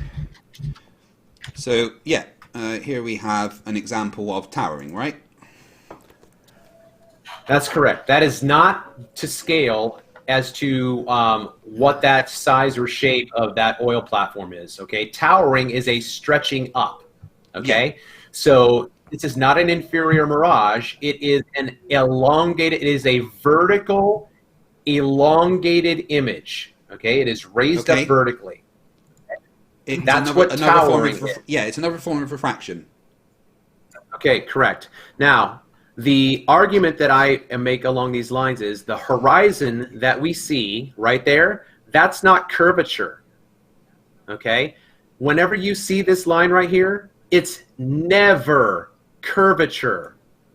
But this line, no, not unless anything. It's never curvature. So the problem is that we don't. The problem is that we don't. That's a positive claim that you don't have any evidence to support. Okay. If you looked at my channel and watched how I talk through my videos, you would understand my argument. Now, simply because I don't have a peer-reviewed paper doesn't mean my argument isn't valid. No, what makes your argument invalid is that you don't know the temperature profile, the humidity, the density, or anything like that. So, all it shows us is that you know that there is. Data, because in your mind you think I'm making a claim about something that which I'm not making. I'm not making the claims that you want to make that determine or that need or require you to have that data. I don't need that data. Listen, then you don't know what you're talking about, because your claim, which you have admitted, is that we do not see the curvature of the Earth, we see refraction. And no one is fucking disagreeing that refraction is a thing. We see the. Stop fucking saying that. Stop fucking saying that. No, I won't stop fucking saying it, because it's an important fucking thing, you mental patient. Refraction isn't a thing. Well, because it is. Then we are in agreement that refraction is a thing. So let's move away from refraction. Let's move away from refraction, all right? And you can explain an observation that is away from refraction for me. Please explain how this is possible on a flat Earth. You want to move away from the argument? No. This is your argument is refraction, all right? And I am removing refraction from the fucking equation. You let me make my presentation with the data that I sent you. You haven't sent me any data. You sent me pictures. That's the data. No, that's pictures. That's not data. Yes, it is data. It is no, it's pictures. It is factual. It's factual data. And it has no reference points, and it shows refraction. I agree with you. Those pictures show refraction. Now, please explain this picture to me that doesn't have refraction as an issue. That picture has refraction in it, Craig. I'm not going to let you red herring. This is a complete red herring. It's not a red herring. Information. It's not a red herring. It's a refutation to your assertion. You are making an assertion with nothing to back it up. Right? I have explained that I agree with you. Refraction exists. Refraction is. Right, I'm going to mute you because you just keep talking. Right? I agree with you that refraction is a thing. No one is arguing about that. Refraction exists. Here we have moved away from where refraction is that much of an issue. And we see something that is impossible on the flat Earth. Can you explain that to me? When there's high refraction, you can't see as far. When there's low refraction, you didn't listen to anything I said then. There is no curvature. Yeah, there is curvature. I'm showing you curvature right now. A geometrical horizon. Okay? Stop. Plain truth. Stop flapping your lips and just listen for a second. All right? You take that geometrical horizon. If you take that thing... Shut the fuck up. No one is listening to you right now. You are babbling away like a madman. This is not how you win debates. You need to listen to what the other person is saying. All right, I'm just going to mute him, and I'll ask Sonny, because Sonny seems like actually someone you can talk to. Sonny, how is this picture possible on the flat Earth? I mean, I don't know how this proves the globe. Right, let me explain to you what you're seeing here. I just want to show you that he's still babbling away. We're ignoring him at the moment because he doesn't know how to have a conversation. But so this picture is taken from a height of 210 meters above sea level, okay? This is on the Firth of Forth, and I live just down the road from this. The tower of those bridges is also 210 meters above sea level. The mountains in the background are more than 500 meters above sea level, and they are below eye level. How is this possible if the Earth is flat? Well, aren't I seeing more than I'm supposed to? Like, wouldn't a... No, not at all. You're seeing exactly what you should be able to. This has actually been modelled on Walter Bisland's calculator and matches the predictions. Well, I just know it's like it curves every 8 inches per squared mile, right? No, That's not correct. That's a parabola. That's not the curve of the Earth. The curve of the Earth is h equals 1 times r minus cos a. Okay. Wouldn't like a curvature like block this view? I mean, no. that's my Well, the thing is, the curvature is blocking a lot of the mountains because those mountains are actually 500 meters high, yet they are below the eye level of 210 meters. And as we have moved away from the refractive conditions that you get near water, you don't get all the looming and towering and everything. And it can't be like perspective and everything because it's actually fallen below the eye level. Those hills are 500 meters in elevation. That red line is 210 meters. The camera level was 210 meters. This observation is completely impossible if the Earth is flat. All right, he stopped babbling, so I'll unmute him now. All right, when you learn to behave like an adult and have a conversation, you can join in. I think he might have left. Well, we get to increase 1 to the rage quit counter. Did he leave? Yeah, no, he left. He didn't. Oh. He didn't know how to have a conversation, so he ran away. Right. So his argument, right, and I'm not strawmanning him here because he even agreed that his argument is it's not curvature we see, it's refraction. And I agree with that assertion because you don't see the geometric horizon. You see an apparent horizon based on the refractive conditions. But the thing is, we can actually calculate what those refractive conditions should show us if we know the lapse rate and the temperature and everything, which he doesn't bother about, and he just claims refraction, therefore flat, like a moron. But this is an observation that moves away from the refractive conditions you get at water and shows something that is completely impossible on a flat Earth. Yeah. Now, Sonny, can I offer you like kind of Sonny? Can I offer you just like a kind of a way to think about this so that it's easy for you to process and then respond back to us? Let's say you were standing at one end of the road, okay, and it's a very flat road. We'll say it's a flat Earth, flat road, okay, no hills, no bumps, and you're 6 feet tall, so that's where your eye level is at, and you have a box that is 6 feet tall also. Okay, so you'll say that you're looking at the very top of the box. Now, no matter how far away it goes, your eyes are always going to be looking. If you're looking straight, you're going to be seeing the top of the box because it's 6 feet high, so is your eye level, and you're looking straight.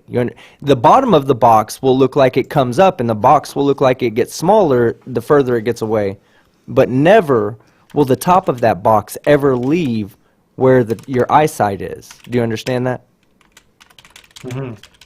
But there is a point of convergence, right? Like, yeah.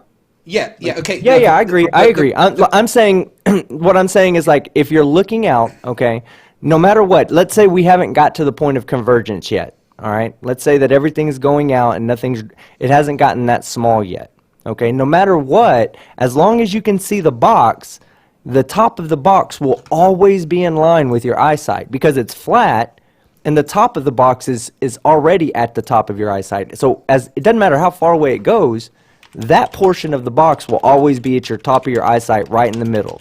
You agree, right?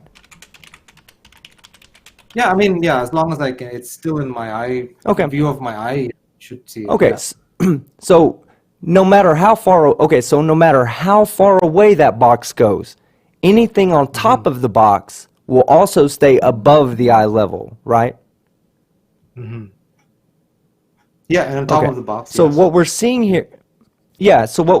here in this mountain photo, basically what we're seeing is portions of the hills or mountains in the back, whatever you want to call them, portions of those are higher in elevation than what the eye level is.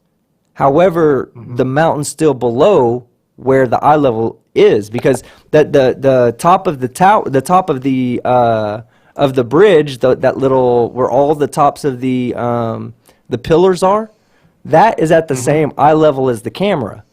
So if it was flat, then that should intersect those mountains right in the middle, and there should be a portion of, no matter how far away the mountain goes, there should be anything above that eye level should be above the middle of the photo.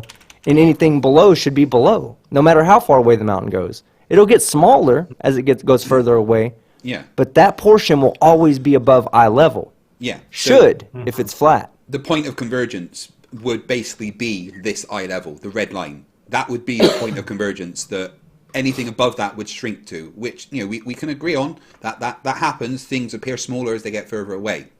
But the point of this particular observation is that it falls below the eye level, below the point of convergence, which couldn't happen if the Earth was flat. Well, it could be like I don't know, it could be like a phenomenon that's happening, or Yeah, there is a phenomenon happening. The Earth is curving away at h equals r times 1 minus cos a. And again, this matches what the globe predictions should say. When you look at the I could get the topographic maps. I've done it before, and it shows you that this is a straight line looking over the water from Fife, where I live, towards Edinburgh, and those hills, especially the one on the right in the third section. That hill there is 527 meters above sea level. Yet it is below the eye level of 210 meters. No optical phenomenon could make that happen, because the optical phenomenon would just make it shrink into the convergence point, the vanishing point, or whatever you want to call it, which would be the eye level of the 210 meters. So this is an observation that is completely 100% impossible if the Earth is flat, because the mountains would be above that red line. Yeah, possibly. Yeah, you make a good argument for sure. Yeah, I appreciate you listening to the argument.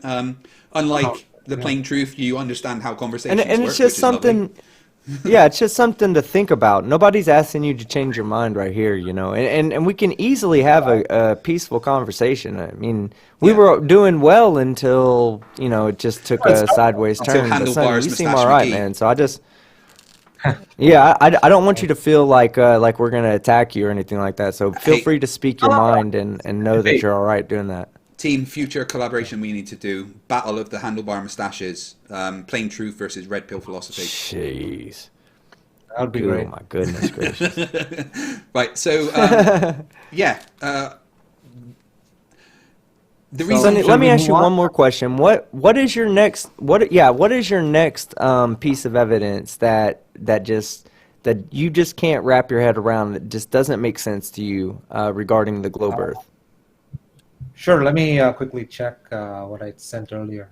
So I've got the Eric DeBay video, I've got the Flat Earth Brothers video, I've got the Go to the Moon. Oh yeah, the Eric DeBay one it's very compelling. Have you both seen that one? The Flat Earth Brothers one.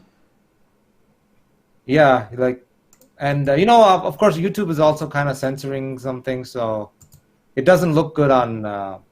When people start censoring things, right? Or not showing up in the search results. Hey, here's the thing, Sonny. Both Team and I will tell you that there is a shit ton of Flat Earth content uploaded onto YouTube every day, because it is literally mine and Team's job to go and look for that and find it. The claim that YouTube is suppressing all the Flat Earth stuff isn't true. What YouTube did was refuse to promote it in its algorithm. That doesn't mean that it's suppressing it. It's still there. Anyone can find it.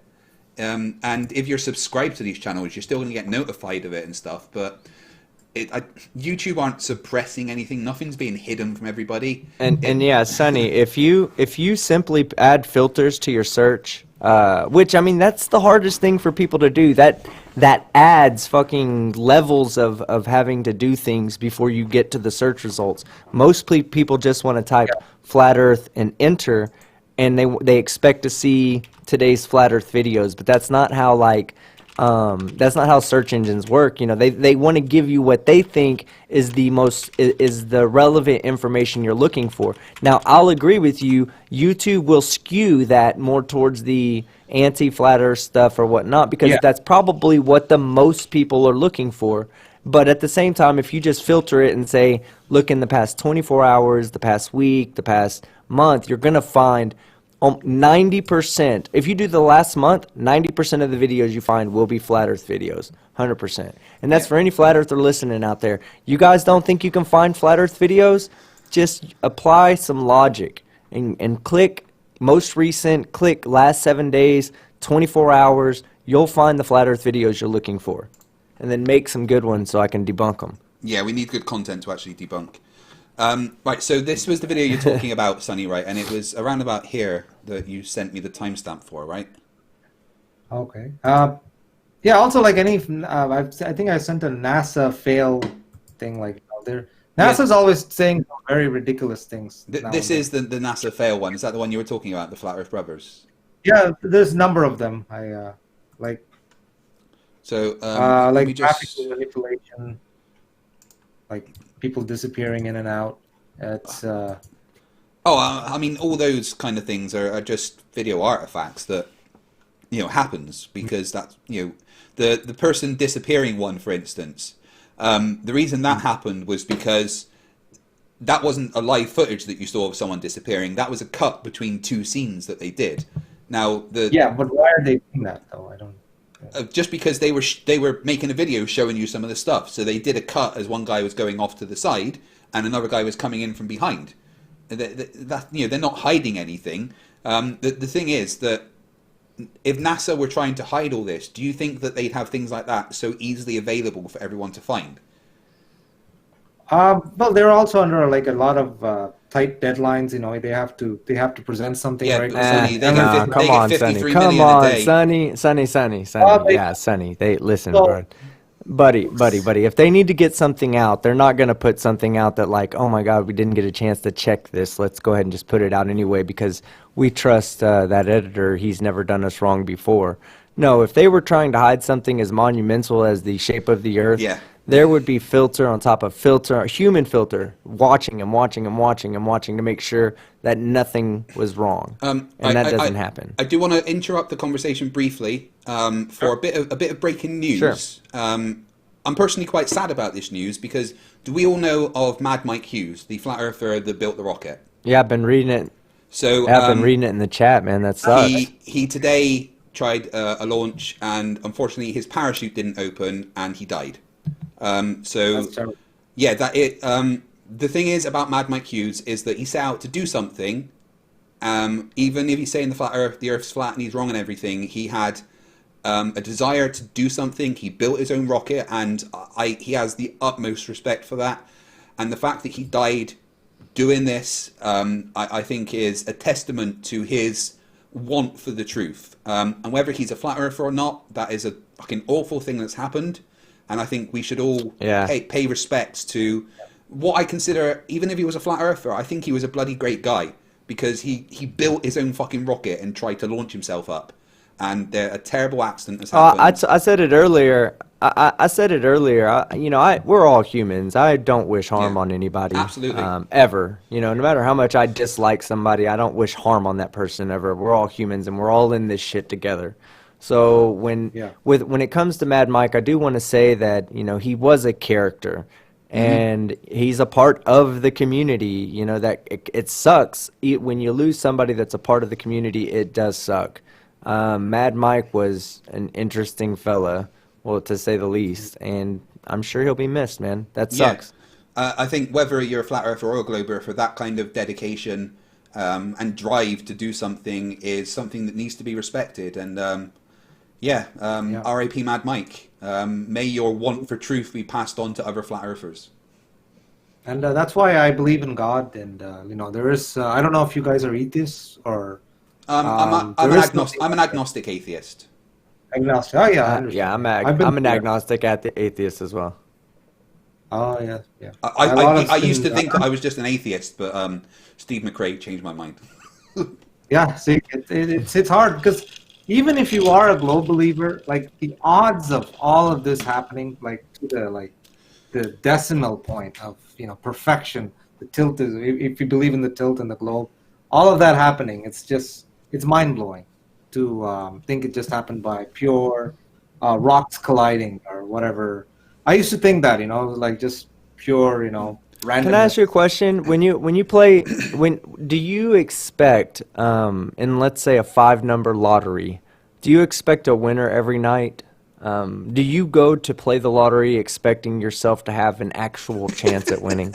I I mean, if we're being honest, none of us do, right? None of us would say, hey, tonight, my rent tomorrow is based on whether or not I pick all 5 numbers correctly. However, there is a winner every so often. So sometimes, no matter how astronomical you may think the odds are, at some point it's going to happen. And who's to say that we're not that one time in 50 trillion attempts that actually worked, that of random universes that came together, that we finally had one that was conducive to human beings existing at this moment in time the way we exist as we do. We don't need a God for that. We just need enough opportunity. The way that I think about it is, I don't think we need a God for the physics of the universe to work the way they do, but I could never disprove that there's a God. Logic tells me that the Big Bang is what happened. Who knows why the Big Bang happened? Who knows if there was some kind of being that set that in motion and created the physics of the universe the way they are? I don't know. But I don't think we need a God for the universe to work the way that it does. The classic question is, if God created everything, who created God, right? But then, I guess. God is he's always there. I do just want to read out something from the chat which made me laugh quite a lot. Oh, bloody, I've lost it now. Where'd it go? Chat too. That's good. Oh, sorry, I want to find it again because it was actually very funny. Right, Mr. E.J. Wheeler says, I'm an agnostic, dyslexic insomniac. I lie awake all night wondering if there really is a dog.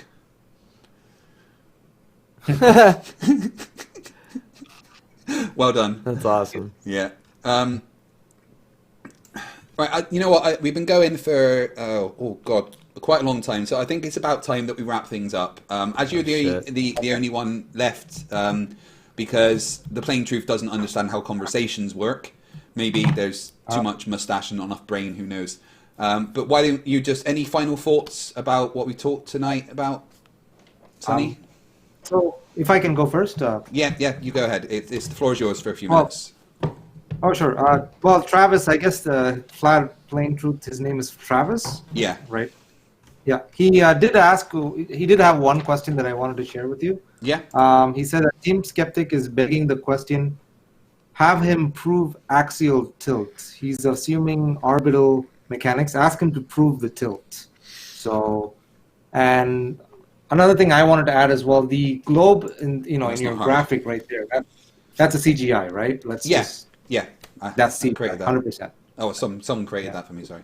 It's very hard to find real videos of 2,000 foot high letters that say FTFE orbiting the Earth. So definitely fake.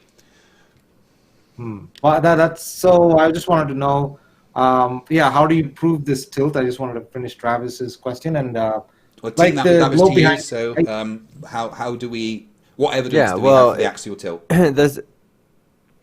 If you follow the evidence that was already taken, I guess in the 1500s, I believe, just going off the top of my head, by Tycho Brahe, which was then interpreted by Copernicus, which was then interpreted by Kepler, which was then interpreted by Newton. All those people were much smarter than me.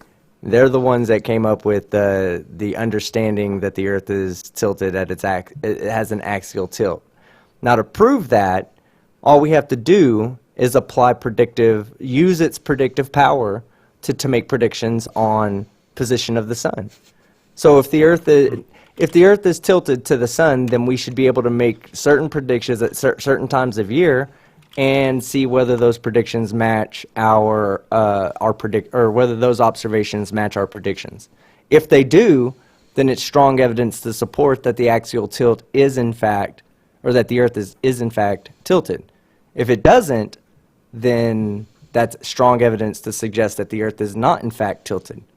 The evidence all suggests that the Earth is in fact tilted by 23.44 degrees, or 23.34 degrees, 354, 345, or something like that. 23.2 to 24.6, depending on because it wobbles.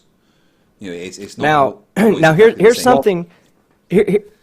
I do want to say here's one way to test of the axial tilt is the fact that we do have rotating stars, because our axial tilt not only is tilted, but it also rotates kind of like a top does. It has a wobble to it, and that wobble is has a cyclical.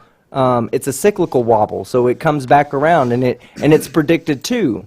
And we've also known since the ancient times of like the Egyptians, when they were building the pyramids, they were actually referencing a different northern star. Mm-hmm. Okay. Well.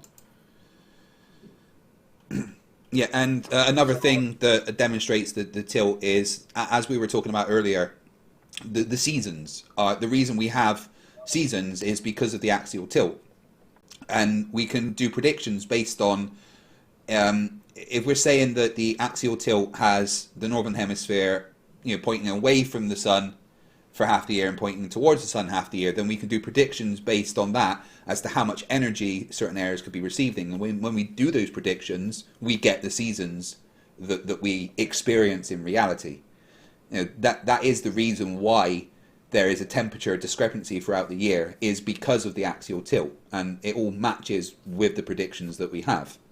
And as Team said, looking at the stars is a good think one. of it, another way of understanding it is through the tropics. Okay, so the sun, the apparent position over the Earth that the sun is called the subsolar point. All right, so on the equinox, or not on the equinoxes, I'm sorry, on the solstices, the subsolar point is on the Tropic of Cancer when it's summer for the northern hemisphere, and it's on the Tropic of Capricorn when it's summer for the southern hemisphere. Okay, now the distance or the degrees on the globe is 23.4 degrees. That's what it is from the equator to the subsolar points at 23.4 degrees north latitude when it's on the Tropic of Cancer, 23.4 degrees southern latitude when it's on the Tropic of Capricorn. So these two positions on the Earth are determined by the axial tilt. If the Earth was tilted 45 degrees, then we would see the Tropics of Cancer and Capricorn at 45 degree latitudes and not 23.4 degree latitudes. It's determined by our axial tilt, in fact. Any other questions? Yeah, also I just wanted to finish off like the graphic of the Earth spinning in your background. With all the camera technology we have, like my phone right now has like 4K video on it.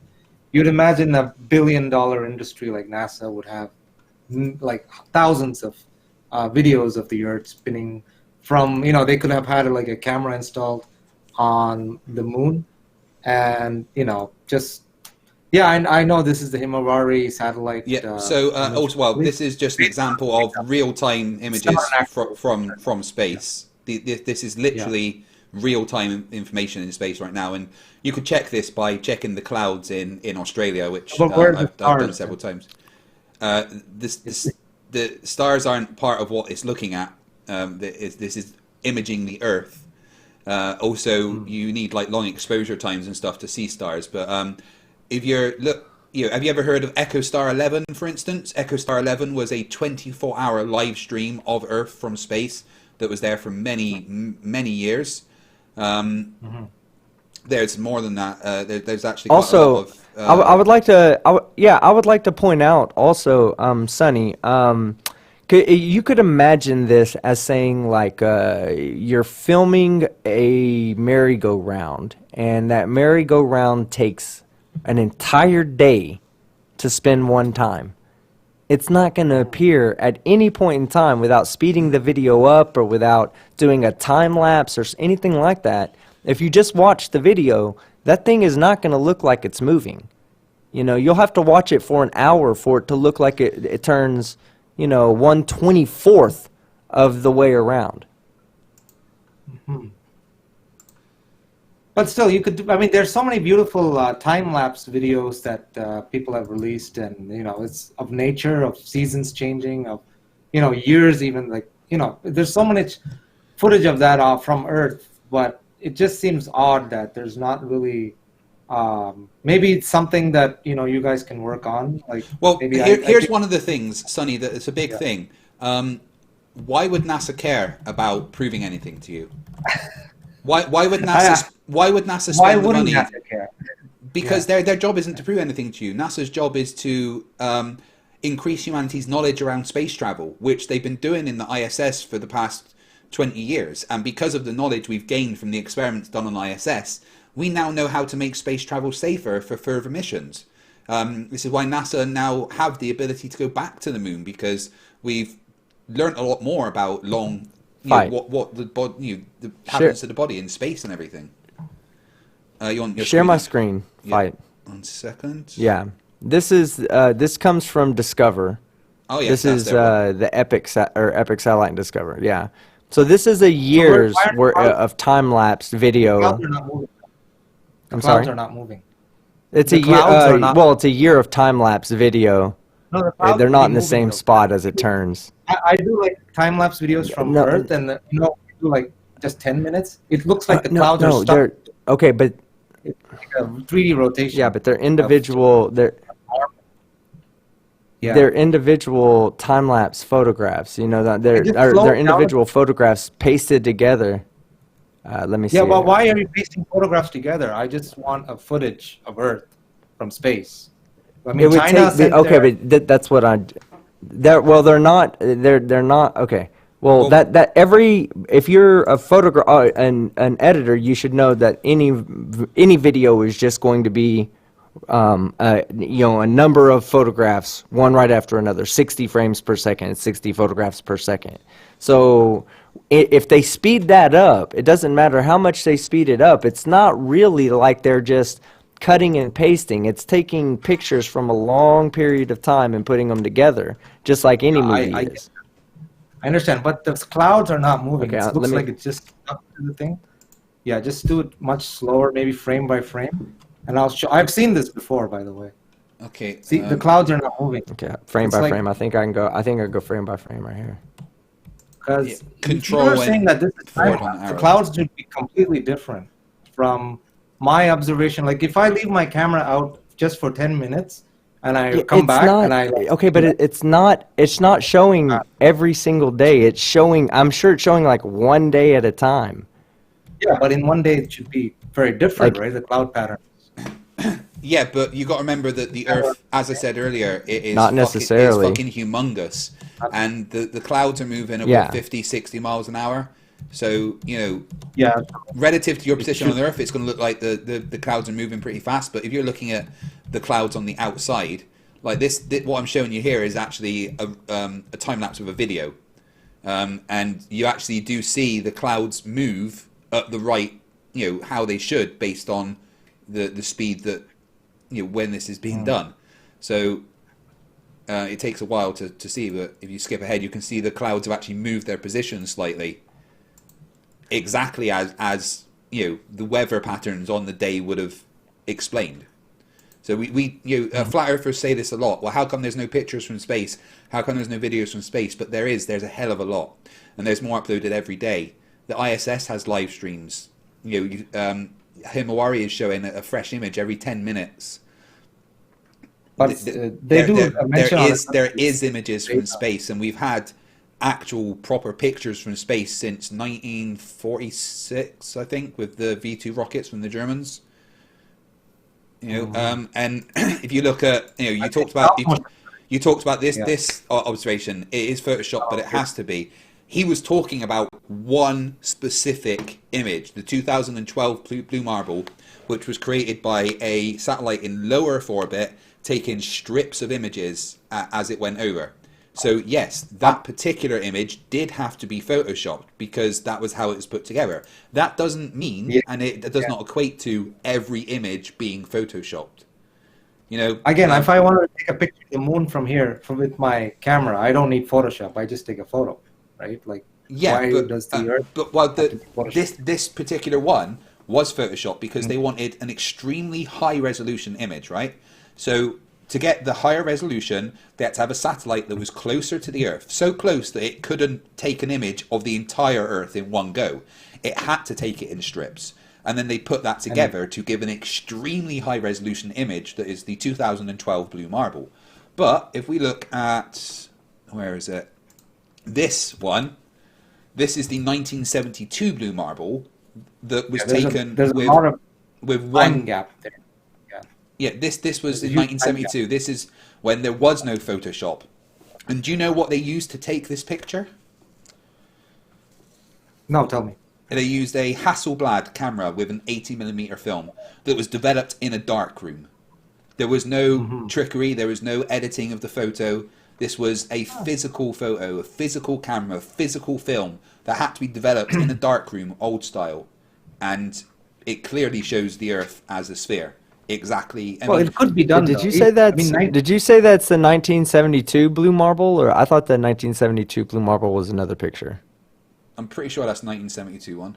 Yeah, the last time anyone took a photo above Earth. I'm just reading the article.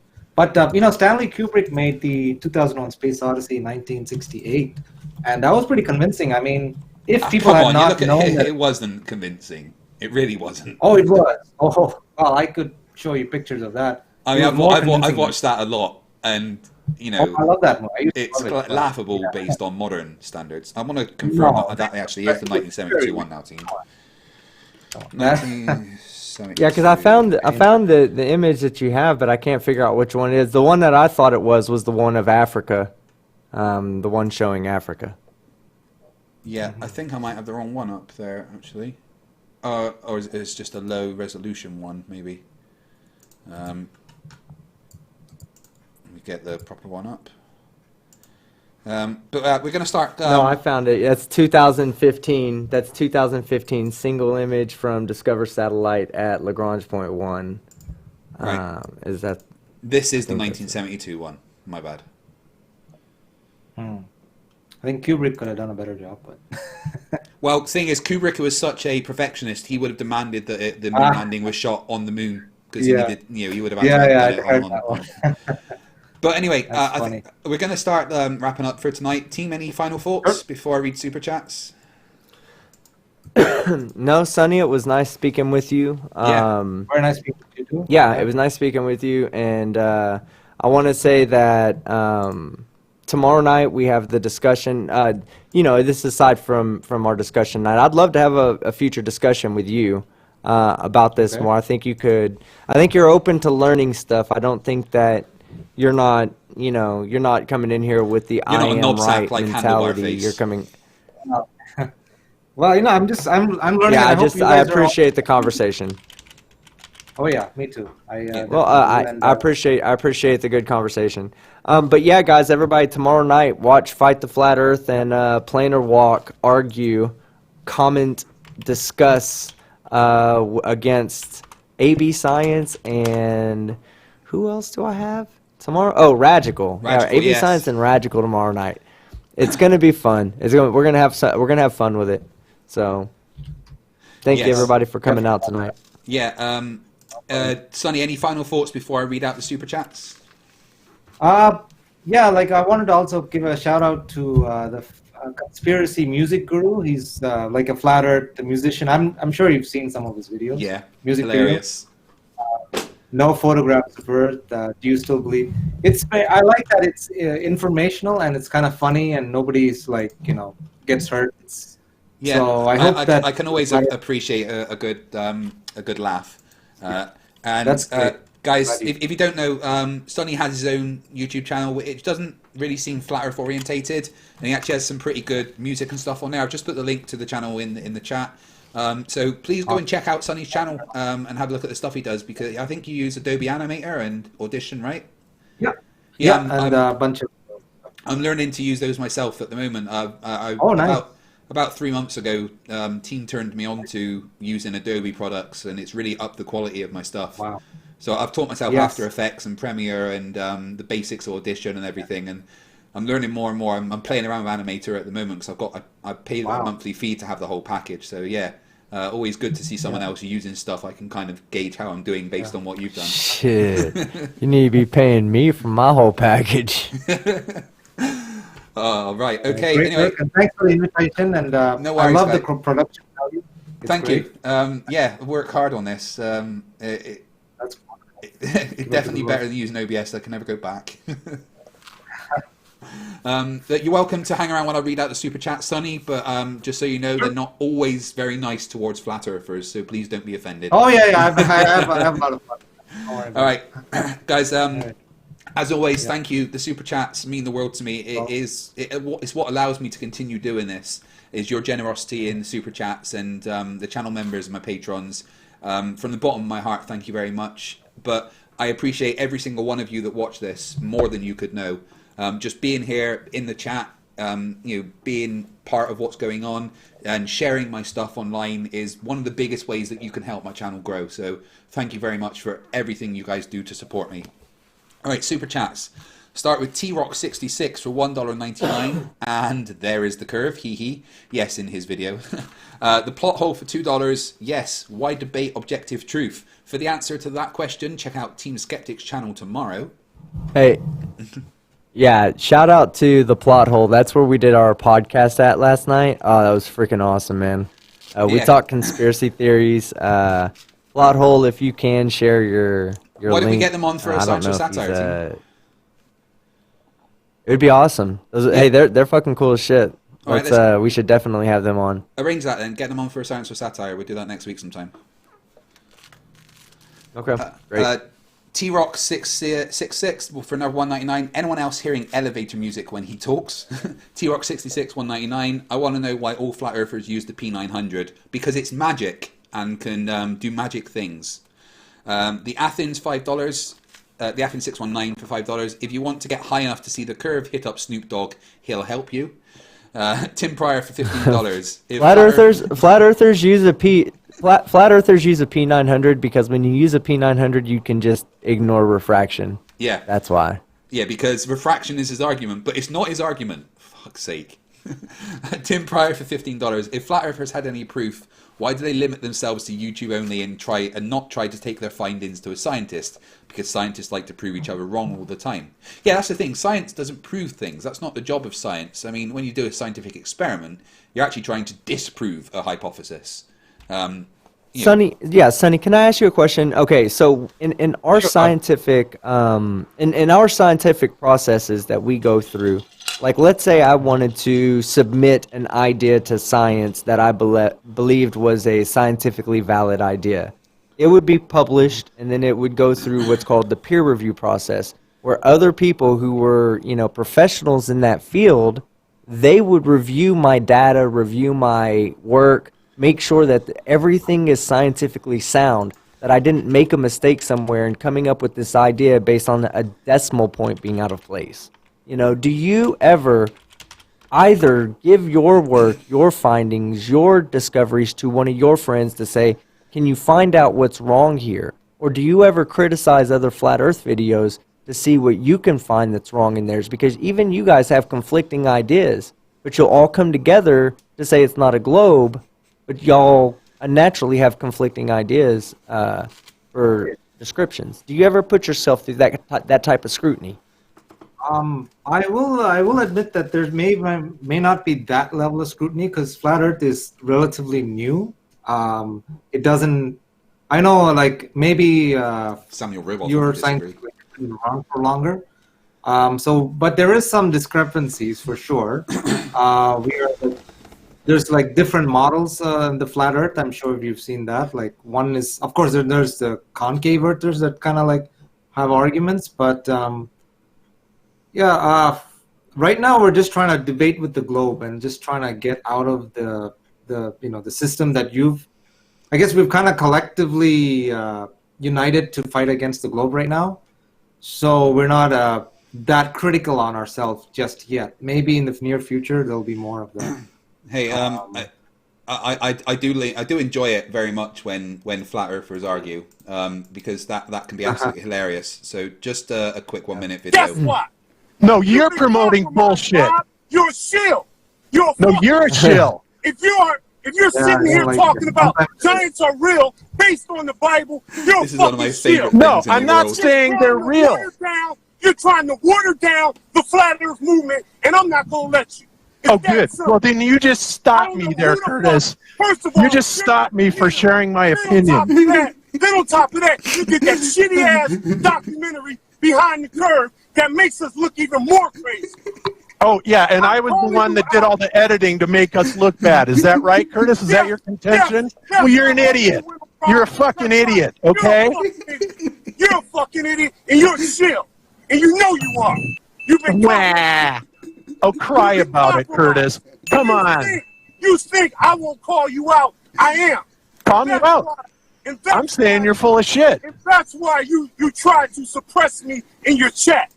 Oh, I do love it when flat earthers argue. That video is one of my favorite things in the world. I don't like that. That's not peer reviewing. That's just brutal, like triggered arguments. Yeah, we're not as organized. No, So. That's two flat earthers having at each other, and when I get upset, I just watch that video because it makes me smile. By the way, have you heard of the Mandela effect? I just wanted to throw that out. Yes, Team Skeptic is an actual victim of the Mandela effect because. Oh. Yeah. Have you ever eaten Taco Bell? Yeah, I've heard. Right. When you go to Taco Bell, have you ever seen how they make the tacos? Because Team Skeptic is absolutely convinced that when he went to Taco Bell, that they used a cork gun to squirt the meat into his taco, and he is convinced that was the truth. But he's just been Mandela. They didn't do it. The meat tube is not real, team. Bernstein Bears. It is real. So it could all be a simulation. So yeah, we talked about that. Yeah. Well, no, so here's what the thing, and I brought this up last night in our podcast that we talked on the plot hole. I brought this up to them because they asked me about the Mandela effect, and I said, if you think of the song "We Are the Champions," right, and people have listed this off as a Mandela effect, that everybody sings the song "We Are the Champions" and it ends "of the world," but it doesn't, right? Everybody says it. If me and you sing it, if me and you play the music, if we hear the beat in the background, we might just start singing it together, and we're going to finish it off that way. And you know what? That was amazing by that writer to leave that out, to make that so obvious that every person, that every time he does a show, he can just stop right there, and the rest of the audience is going to finish off with the words. But we, as humans, we are pattern builders. We see that, and we think, once we say, well, it's not there, but it should be there. Maybe it was there. See, everybody's singing it, so it must have been there. It's a lot of inferences that go on with Mandela effect. A lot of false memories, a lot of taking something that should have been the way you would assume it to be. The Bernstein Bears are a great one. Everywhere you could think of, you see Stein, right? In names, at least. Everywhere. But you see Bernstein as a kid, you don't think of it because you don't see Stein everywhere. It's only once you become an adult that you start thinking that as a kid you were seeing the Bernstein Bears. And then when you see it, it's like, this doesn't make sense to me. Why doesn't it make sense? Because you don't see Weinsteins and people's names that end in stain. You see Weinsteins and things of like that, So you assume Bernstein. It's real simply explained. It's not, Well, there's the biblical changes as well. Strength of a unicorn, which was never there, was always strength of an ox. And now if you open the King James Version Bible, all of them, even the old ones, have that. Yeah, so but the Bible's been translated so many times. Interestingly, did you know that did you know the national animal of Scotland is the unicorn?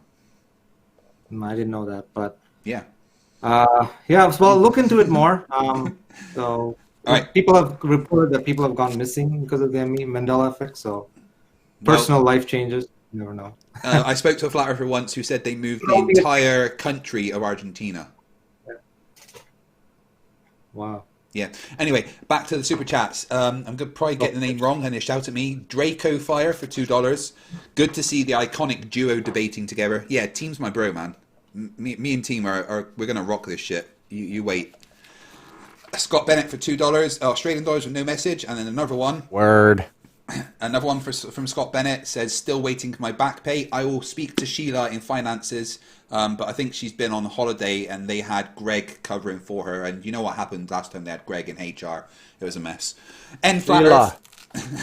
N Flat Earth for $5. Flat Earthers have ridiculously unrealistic expectations of what we should be able to see. And N Flat Earth for another $2. Ask this guy if a flea can see the whole dog. Sparky NJ for $2. Flat Earthers are the ones redefining terms, not us. Yeah, I tried to explain that to Handlebars, but... Carrie Oliver for $33.33. Thank you very much. Flat Earthers continue to never provide any positive evidence for their views. Just keep asking to show evidence for the globe. Enough already. Give us proof, please. Well, that's what today was about, for evidence for the Flat Earth, which, well, they tried to show. The Athens 619 for $5. In Out World, the plain truth is a Poe. He was a really annoying person to talk to. Oil Mati Elorata for €5. Crappy videos, didn't expect less from Travis. Yep. JL Warren for $199. Pornography for flat earthers. Lunzag for $2 Australian. See what happens when you take lessons from JM. Yeah, never take lessons from JM because he thinks pi is 3.75. Neko Ajic for $10. When I drink a bottle of brandy, everything goes flat. Everything goes curved when I drink a bottle of brandy. The plot hole for another $2. You're a wizard, FTFE. Yeah, it's not the first time I've been called a wizard. Oh, Cookie. Come here, darling. Oh, yeah. Is it, honey? Oh, I know. What?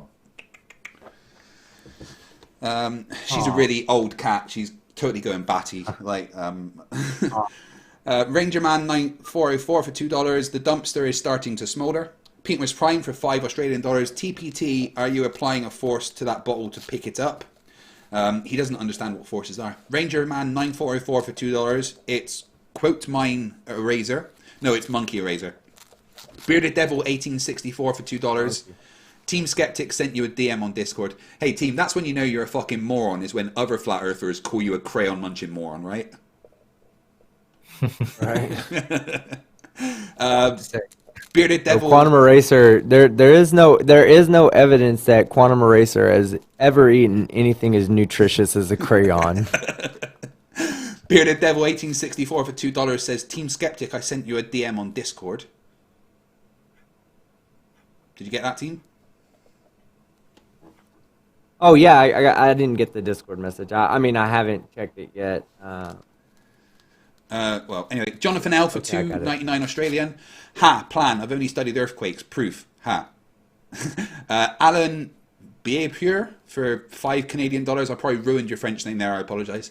FTFE No Kuru for $4.99. Flags don't wave in space. Oh, I think you're a flat earther because if you apply energy to something, then it will keep waving because there's nothing in space to stop it.